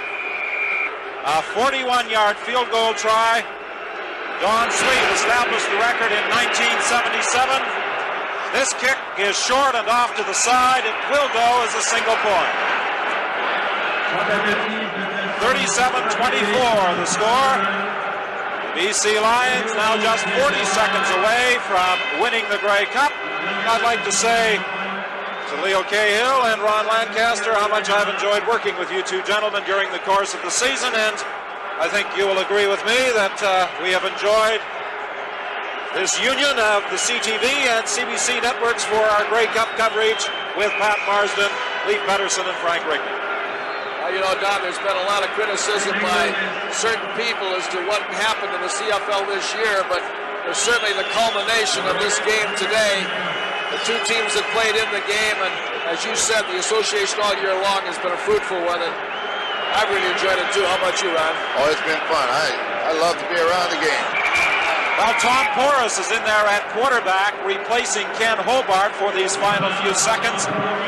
And that sideline pattern deflected to Rufus Crawford, but he had stepped out of bounds. And you know something? That is just another manifestation of the kind of a guy that Al Bruno is. He knows it's important to get a quarterback in there that says that he can play it, that he has played in a Grey Cup game. And here's a kid that got in there for a couple minutes, but he can always say that, you know, he's played in a Grey Cup game for a couple of seconds. And just over on that BC bench, we caught a glimpse of number 52, Al Wilson, in his 14th season in the CFL. He has won individual awards, and now he is finally going to receive that cherished Grey Cup ring as a member of the 1985 CFL championship team, the British Columbia Lions. Rocky DiPietro on the receiving end of that Tom Porras throw. There's the veteran center, Al Wilson. 14 years, that's a long time. Boy, it's amazing when you think of the number of great football players that never did win a Grey Cup. It's nice to see a guy like Al Wilson get the shot. Now just 28 seconds remaining. 37-24 the score. The BC Lions leading the Ticats. Tom Porras swinging that pass out, and Steve Jackson is stopped at the 50. And that takes the clock down to 21 seconds. There was a penalty flag on the play. The last time the BC Lions won the Grey Cup in 1964, the team they defeated that year was also the Hamilton Tiger Cats. BC Lions have made 4 Grey Cup appearances, and they are batting .500, winning in 64 and 85, losing in 63 and 83. Upside, Hamilton number 23, first down repeated. Rocky DiPietro had moved prior to the ball being snapped. Will we see Roy DeWalt in 1986? He is going to enter into contract negotiations with Bobby Ackles, the general manager of the BC Lions, in the next few days, and we certainly hope that he will be back. The interception by Darnell Clash, and Darnell Clash is stopped at midfield with just 9 seconds left to play. Somewhat appropriate, and 9 seconds remain as number 9, Roy DeWalt, will come out to direct the BC Lions for the final few seconds, and I don't think Darnell Clash is going to relinquish that football. No, I think that one's gone. He's never going to turn that one loose. You know, in that final game out west that we did last week that BC beat Winnipeg, There was a lot of talk that in the final analysis, BC was going to choke again. There was a lot of determination in their players last week, and it's just another carryover this week. And then it's been a lot of years for them, a lot of criticism for them in key games, because that's the price you got to pay for having a great team with a great record, not winning it all. But this year they can say they won it all. Well, some of the fans have moved out onto the field. The security people are out there just as quickly to try and remove those fans. As Roy DeWalt on the first play drops to one knee. That uses up just 1 second, but this should provide the Lions with the chance to run off those final few seconds to officially be declared as Grey Cup champions 1985, 37-24, the score for the Lions over the Hamilton Tiger Cats. Don Matthews, the coach of this 1985 championship team, he was, of course, with the Edmonton Eskimos during their reign. Al Bruno, the head coach of the Ticats, disappointed, but Al Bruno can be proud of the way his troops performed after getting off to such a bad start this year and then coming back in the second half of the season and coming back in the second quarter of this Grey Cup game to make a contest of it. And Don Matthews is now trying to get over and find his opposite number, Al Bruno, but unfortunately many of the fans are charging out onto the field, and the coaches are unable to exchange pleasantries among that mob scene, but I'm sure they will talk to each other later on in the safety of their own dressing room. Pat Marsden, who called the first half of the ball game, is here with me, and the expression, Pat, on the face of Al Bruno pretty much tells the story as far as the Ticats are concerned. Well, that's true, but you know what, Whit? This was a great football game. It culminated a very difficult season for the CFL, but we saw so many big plays in this contest, so many near misses, you know, a fumble that might have been a fumble and wasn't called such, a tip pass that ended up going for a touchdown. Just a great, great performance by both these clubs. The expression of joy on the face of guys like Parker and Wilson with the commissioner down there right now. And the greatest football fans in the world, it's an honor to present the Grey Cup to the British Columbia Lions, number 1.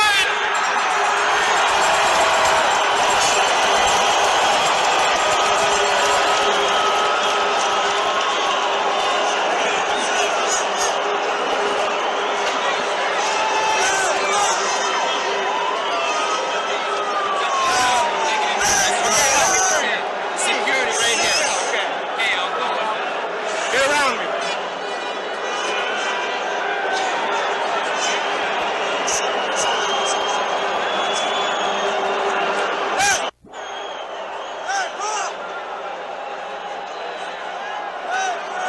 Chaos down on the field right now, understandably. The BC Lions and their fans are jubilant.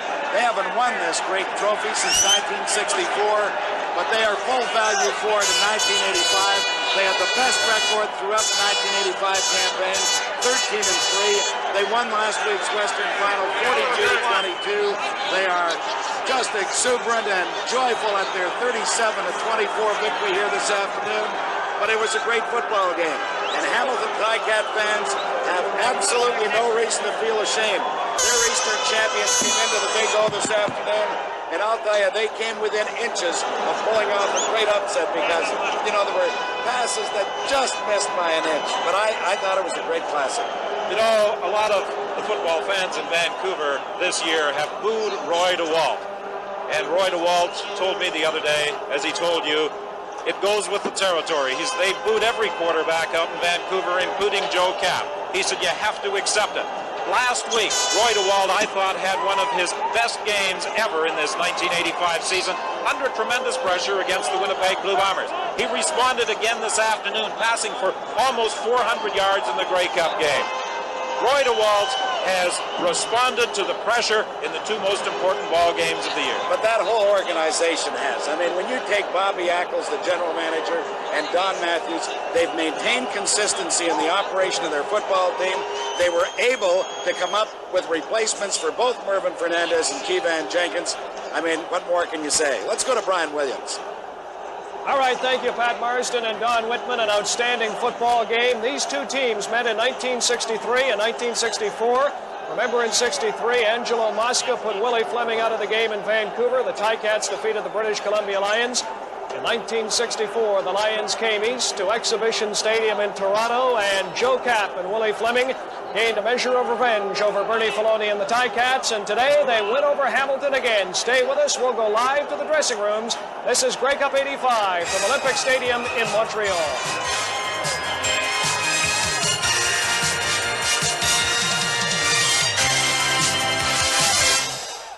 And as one might expect in a 37-24 Grey Cup triumph for the BC Lions, all three game stars come from the West Coast. The offensive player, the Carling O'Keefe Sports Game Star Award, goes to quarterback Roy DeWald, and rightly so. Nobody's going to argue with that. He threw 3 touchdown passes, was absolutely outstanding in directing that very vaunted offensive unit of the British Columbia Lions. I didn't have a vote, but had I had one, he would have gotten it. 14 of 28, DeWalt completed for 394 yards. This strike deflected into the hands of Jim Sandusky. And Sandusky made no mistake in putting it in the end zone. So Roy DeWald emerges as the Carling O'Keefe offensive game star. 3 touchdown passes today. And I'll tell you, when you're talking about big plays, let's talk about big money, because that's what these guys are picking up here. Over $8,000. That's the price of 1 pound of gold. A pound of gold will accompany Roy DeWald in the Grey Cup back to Vancouver on their flight tomorrow that leaves Montreal around noon. Now let's take a look at the Carling O'Keefe defensive game star. And James Parker, who has been honored with individual awards as the outstanding defensive player in the country, is the defensive player of the game. A lot of people could have been chosen. Rick Klassen played extremely well. Ty Cruz really had an outstanding game. James Parker, though, is a very, very well-deserved recipient of that award. Well, the product of Wake Forest, traded by the Edmonton Eskimos to the British Columbia Lions when Don Matthews went over there as a head coach. He knew what he wanted in his defensive unit. He wanted the quickness of a James Parker. Well, there's no question about it that the guy is the anchor of what has become an outstanding defensive unit. He played particularly well in the first half, and a lot of people will say that's where the trend was really established. Many people said that the kicking game would be a key this afternoon for the British Columbia Lions. Indeed it was. And the Carling O'Keefe Canadian player of the game, Lou Pasaglia, who accounted for 19 of his team's 37 points, and he just missed on a field goal attempt that would have equaled a Grey Cup record. But this was the key play in the first half when the Hamilton Tiger Cats, Pat, had moved ahead 14-13 and looked as though they may have taken control of the game. Pasaglia ran on 3rd down. Can I tell you something else? He might have tied that record too. Les Brown was actually offside on the play. There was no flag thrown. But Louis Pasaglia, I mean, I'm so glad to see him win an award because he's been so outstanding. Let's go to Steve Armitage.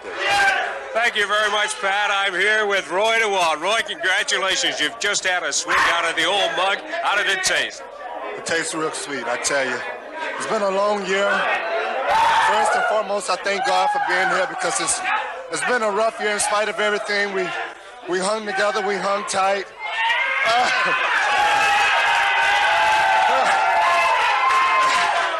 We hung tight, we hung in there. I took a lot of criticism this year. We did a lot of good things. I thank God for it. I owe it to all these guys here for hanging with me, for sticking with me. Here we are, we won the cup. Was there a turning point in this one for you, Roy? I don't know. It's been so, I don't know when the turning point was. When Jim caught that last touchdown, I thought we had a pretty good chance of winning it then, and thank God we got it. Do you think the fans will cheer you down at BC Place Stadium? It doesn't matter. It really doesn't matter. We got the cup. We got something we've been wanting to get all year long, and I'm just grateful that we're here. I'm grateful that we got it, and again, I thank God for it. This will get you a good contract, I would suspect, from Bobby Ackles. Well, you know, I want to stay in BC because I am established in this league, and I know the Canadian game, and I've told, you know, my agent that if we can work out something, I'll be more than happy to stay here. But if we can't work out none, then I may have to wear one of those orange jackets. I don't know. Anytime. Roy DeWalt, the offensive game star. Let's go over to Bill Stevenson, who's standing by the defensive game star. The Carling O'Keefe defensive game star. And I speak of James Quick Parker. James, this is your trophy. From Kodak, you're going to get a pound of gold. You ever seen a pound of gold before? I haven't either. James, this is your 4th Grey Cup. Is it any sweeter than the ones you had? Oh, definitely. You know, this is the ones before was great. This one right here is now, and we worked real hard for the last couple of years I've been here, and it's great. You know, it's a great bunch of guys, and I couldn't think of no better city to do it for than Vancouver. Did you have a feeling that your season would not be successful if you had not won this game, the Grey Cup? No, this is the ultimate game in Canadian football, and it sort of does capture your season if you can go 13-3. Win the West End final. You had been so close, though, James. Yeah, and yet, if you hadn't have got it, it really would have been a letdown. Yeah, it would have been tough trying to get over this season and then go to next year, and then we have to try to work for it again because the guys got close in '83. So this year we try to keep a business type attitude all week and just come and work hard. Now, let me ask you this. Is this a better defense than the great defenses you played with Edmonton Eskimos? It's a different kind of a defense. We run different things. I think the defense that we had when we was at Edmonton is just outstanding. I think, and the defense that we're playing with now is different type personnel, so it's really hard to compare. But right now, this is the defense because this is the one that won the Grey Cup. Well, you certainly had Ken Hobart and the Hamilton Tiger Cats defense.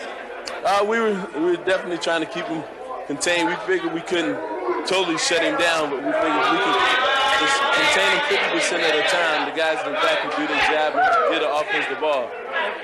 James Quick Parker, congratulations. The Carling O'Keefe Defensive Player of the Game. And here's the gentleman, Louis Pasaglia, who is the Canadian Carling O'Keefe Game Star. Take it away, Steve. Thank you, Bill. 10 years in the league, Louis. This is it. This is a special moment. This is a team game. We had our hearts set in it. You know, we came back from adversity all year long, and there's always, all year long, everybody was saying there's Winnipeg and there's somebody else. But we've proven that there's only one number one team in Canada, and that's the BC Lions. Louis, you had 5 field goals. You came up one short of tying the record or setting the record. Records are important in games like this. This is as Coach Matthews has preached all year, this is a team game, and today we proved it. Every facet of the game, we played well, and the guys are deserving of the victory today. Leo Cahill said he thought maybe the turning point may have been your fake punt. Did you call that? Well, that's one play I wouldn't want in the playbook because that wasn't a fake punt. The guy came clean. I just happened to see him. I was lucky enough to get by, and I made it to the first down marker. Louis, congratulations once again. Thank you. I'd like to say hi to my wife, Loa, and the kids, my mom and dad, and my brother, Walter. I love you all. Okay, our Grey Cup coverage, Cup 85 from Olympic Stadium in Montreal continues after this.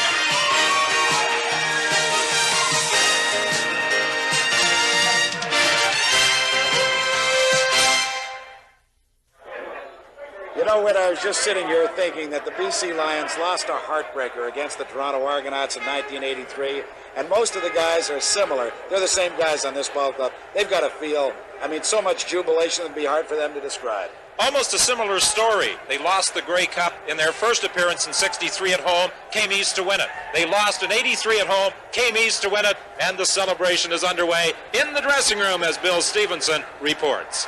It's underway, all right. It's also going all over. Al Wilson, there are a lot of people here very proud, but as the 14-year member and the senior member, you must be most proud of them all. I'm just so happy to be with a team this good and to be able to stay here. I mean, it's been a long chase, and my feelings right now are reserved. I just want to savor the moment. I just don't want to lose it in my mind. I want to remember every moment. I'm just so proud to be a BC Lion right now. I can believe that. This can only mean well as far as the franchise is concerned, too. And we needed it. We were expected to win. We had to win. We got rid of all the labels. We had the best record in the country. We took the championship. I'd like to congratulate Hamilton. They played one hell of a football game. They're not an 8-8 football team. They came in here to win a football game. Best to them. They thought they could win. Al, how much longer for you? Are you ever going to quit? I don't know how much longer for me. I don't want to put a time limit on it. Why would you, the way you've been? That's right. Thank you. Congratulations. Nick Hebler. Nick, you have been one of the real raucous, eat-em-alive kind of guys with the BC Lions. You have been known as a guy who leads the charge out there. Today you played a whale of a game. Well, I was pumped up for this game. I had to take a few sleeping pills the last 2 nights just so I could get some sleep, or else I would have been fatigued. I don't think I slept the first 3 nights in Montreal, and I know if I kept on going like that, I'd burn out, and I had 2 good nights sleep, and I felt we had a good defensive package. You know, credit's got to go to our defensive coordinator, Greg Newhouse, and Rich Ellison, and we executed. We knew if we executed today that we could come away with a victory, and Hamilton played a heck of a football game. Yes, they did, but your defense was just awesome. Tell me about the hand now. I know you cut it very badly, right to the bone. Oh, yeah, and that one sack down in our end, I don't know, I must have got a cut on Hobart's helmet or something, and I looked down. I felt some warm on my hand, and I knew it was blood, and I looked down, and I separated my fingers, and my finger almost came off, and I go, ugh. Well, I almost threw up, but I taped it up, and they put Benny Jones in for a series, and then I came in after that. Congratulations. Thank you very much. It's sweet. It's sweet. Steve. Thank you, Bill. The dressing room scene here, as you might expect, is one of pandemonium. Just making his way up to the podium now is the head coach, Don Matthews. Don, if you tell me this was just another 2-pointer for the BC Lions. Well, when it's playoffs, it's never 2 points. That's playoffs. And, you know, it's really an exciting feeling for all of us. People that I'm happy for are all of our football players and coaches, and certainly myself, but people like Bobby Ackles, who has been such a instrumental part of the BC Lions for so very, very long, who hasn't tasted the victory champagne out of the Grey Cup, you know, and has hung in there, and Ron Jones, our president. It's really special for those people, and I'm delighted for everybody, and especially them. Don, you had so many outstanding years, so many successful years with the Edmonton Eskimos as an assistant. This is your first Grey Cup victory as the head coach with the BC Lions. How does this taste? Well, this tastes very good, Steve, and, you know, the thing that I would tell you about that is our assistant coaches are every bit as delighted about this victory as I am. Just like when I was an assistant, I was every bit as delighted as Hugh Campbell was. A victory is a team effort, and everybody, players, management, equipment people, training, we all share in this victory together. And that's what's the important thing is we got here as a team, we played as a team, and we certainly felt that the only way we could win would be as a team. What was the turning point in this one? You know, that's really a hard question for me to answer. You know, when you're on the sideline, you play one play at a time. You know, it was just a big play football game. I thought Roy DeWalt was a master out there. He threw some passes that were unbelievable. Ned Armour played well. Jimmy Sandusky's big touchdown in the fourth quarter. You know, so many big plays in the play of the defense. Do you think the fans will get behind Roy DeWalt after this one? Oh, I think there's no question about that, Steve. In fact, you know, in the Western Final, when he was introduced, they gave him a standard ovation. And, you know, when things like that happen, a lot of things in the past aren't important anymore. And Roy DeWalt feels good about himself and our football team. And, you know, I just love him. I think he's great. And Matthews, congratulations once again. Thanks a lot, Steve. Now let's go to Bill Stevenson. Field position was one of the secrets to success of the BC Lions in this Grey Cup victory. One of the reasons for field position was Darnell Clash, who just keeps returning those punts so well. I mean, is it just a natural thing with you, or is it something you study and work on? Well, I can say that I can thank the Lord. It's a natural gift that very few players have, and I'm very happy that I have it. And it's going to be a great day down to the guys having a great time. And I tell you, it was a team effort today. That's how we win the ball game. Darnell, I've been talking to the fellows who were the veterans here, who wanted the victory so badly they could taste it. Now, this was only your second year. Did you get that feeling from fellows like Al Wilson, Nick Hebler, etc.? When you're around guys like Al Wilson, Nick Hebler, you know, Roy DeWalt, the leaders who's been there a long while, it feels so great. Like James Parker, who's been there and know what Grey Cup's all about. It makes you feel like me and Keith was talking about, really youngest guys on the team, and it makes you feel great. And it couldn't feel any better because this is what it's all about, winning. If it takes this much from May to come to here, I'd rather do it again and again and again.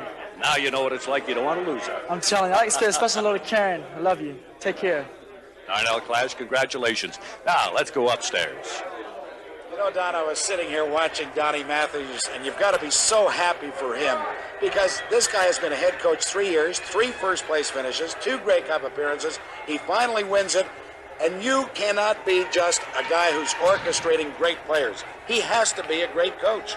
Well, he indeed has to be a great coach, and in talking to his assistants, one of the things they appreciate about Don Matthews is the work and the freedom that he gives them to work in their particular areas, whether it's with the offensive line, or with the defensive backs. He lets them coach, and that's what they appreciate about Don Matthews as a head coach. Another thing, Nick Hebler showing us his hand and talking about the hand hurting him. Any guy who shaves his head into a mohawk haircut and shows up at training camp with a tomahawk in his hand has to be half nuts to play this game and can't be concerned about any hand injury. Well, I know this much. I would have been in the hospital by now with the hand injury. But you know what?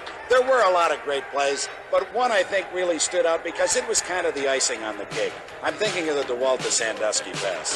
Well, that came in the fourth quarter, I should say, and DeWalt, as he has done all season, has come up with big plays.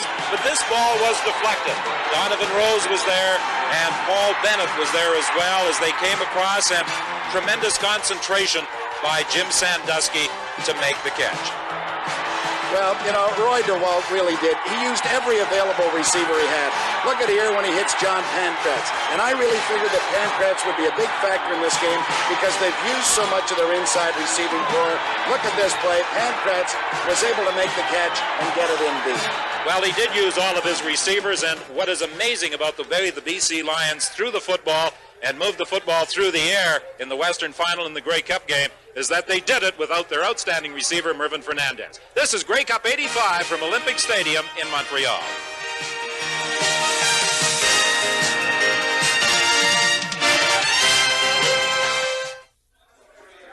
We're back live in the dressing room of the victorious BC Lions, and with me, after getting a champagne shower, is the Premier of the province of British Columbia, the Honourable Bill Bennett. Mr. Premier, I know that you had very little to do with the victory out there, but I know you're going to claim some credit.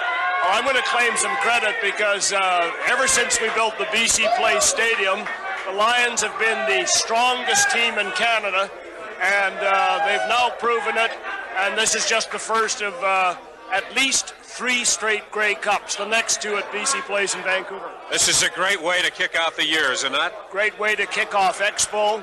Great way for the Lions to show that we are champions. And I'd like to tell all the people in BC, some of whom thought they would choke, that this is a strong team. They've got a lot of pride, and I'm proud of them, and they've done a good job. Mr. Premier, thank you very much. Now let's go back upstairs to Pat. That's one of the great comments I've ever heard, and our people in Toronto are going to be happy about that. That means when we build the Dome, we're going to be the best football team in Canada. Well, perhaps you do have a chance of becoming the best football team in Canada if you ever get that Dome, Pat. Well, we will be under the Dome for the next 2 Grey Cups. They take place in 86 and 87 in Vancouver, but this is 85, and the Grey Cup will reside in Vancouver for at least the next year. Now, let's go to Brian Williams. Thank you, Don Whitman. Listen, Pat Marston, they could build 10 Dome stadiums in Toronto, and I wouldn't guarantee the Toronto Argonauts would win any Grey Cups. We congratulate the Hamilton Ticats, in particular the British Columbia Lions. We talk about DeWalt, we talk about Matthews. A little man that stands so very tall on the West Coast is their general manager, Bobby Ackles. He has done a tremendous job. On behalf of everyone here, I would like to thank our technical and production people. Let me tell you, they have literally been working 24 hours a day to ready things. Our partners at Radio Canada, the French network in Quebec, and of course all of us at CBC and CTV. Our executive producer for Grey Cup 85, an outstanding job, has been John Spaulding. This afternoon's show has been produced by Lawrence Kimber and very capably directed by Ron Harrison. We would also like to thank the head of sports for CBC Television, Don McPherson, and my good friend, the executive head of sports, vice president for CTV, Johnny Esau. I'm Brian Williams. So long, everyone, from Grey Cup 85 in Montreal.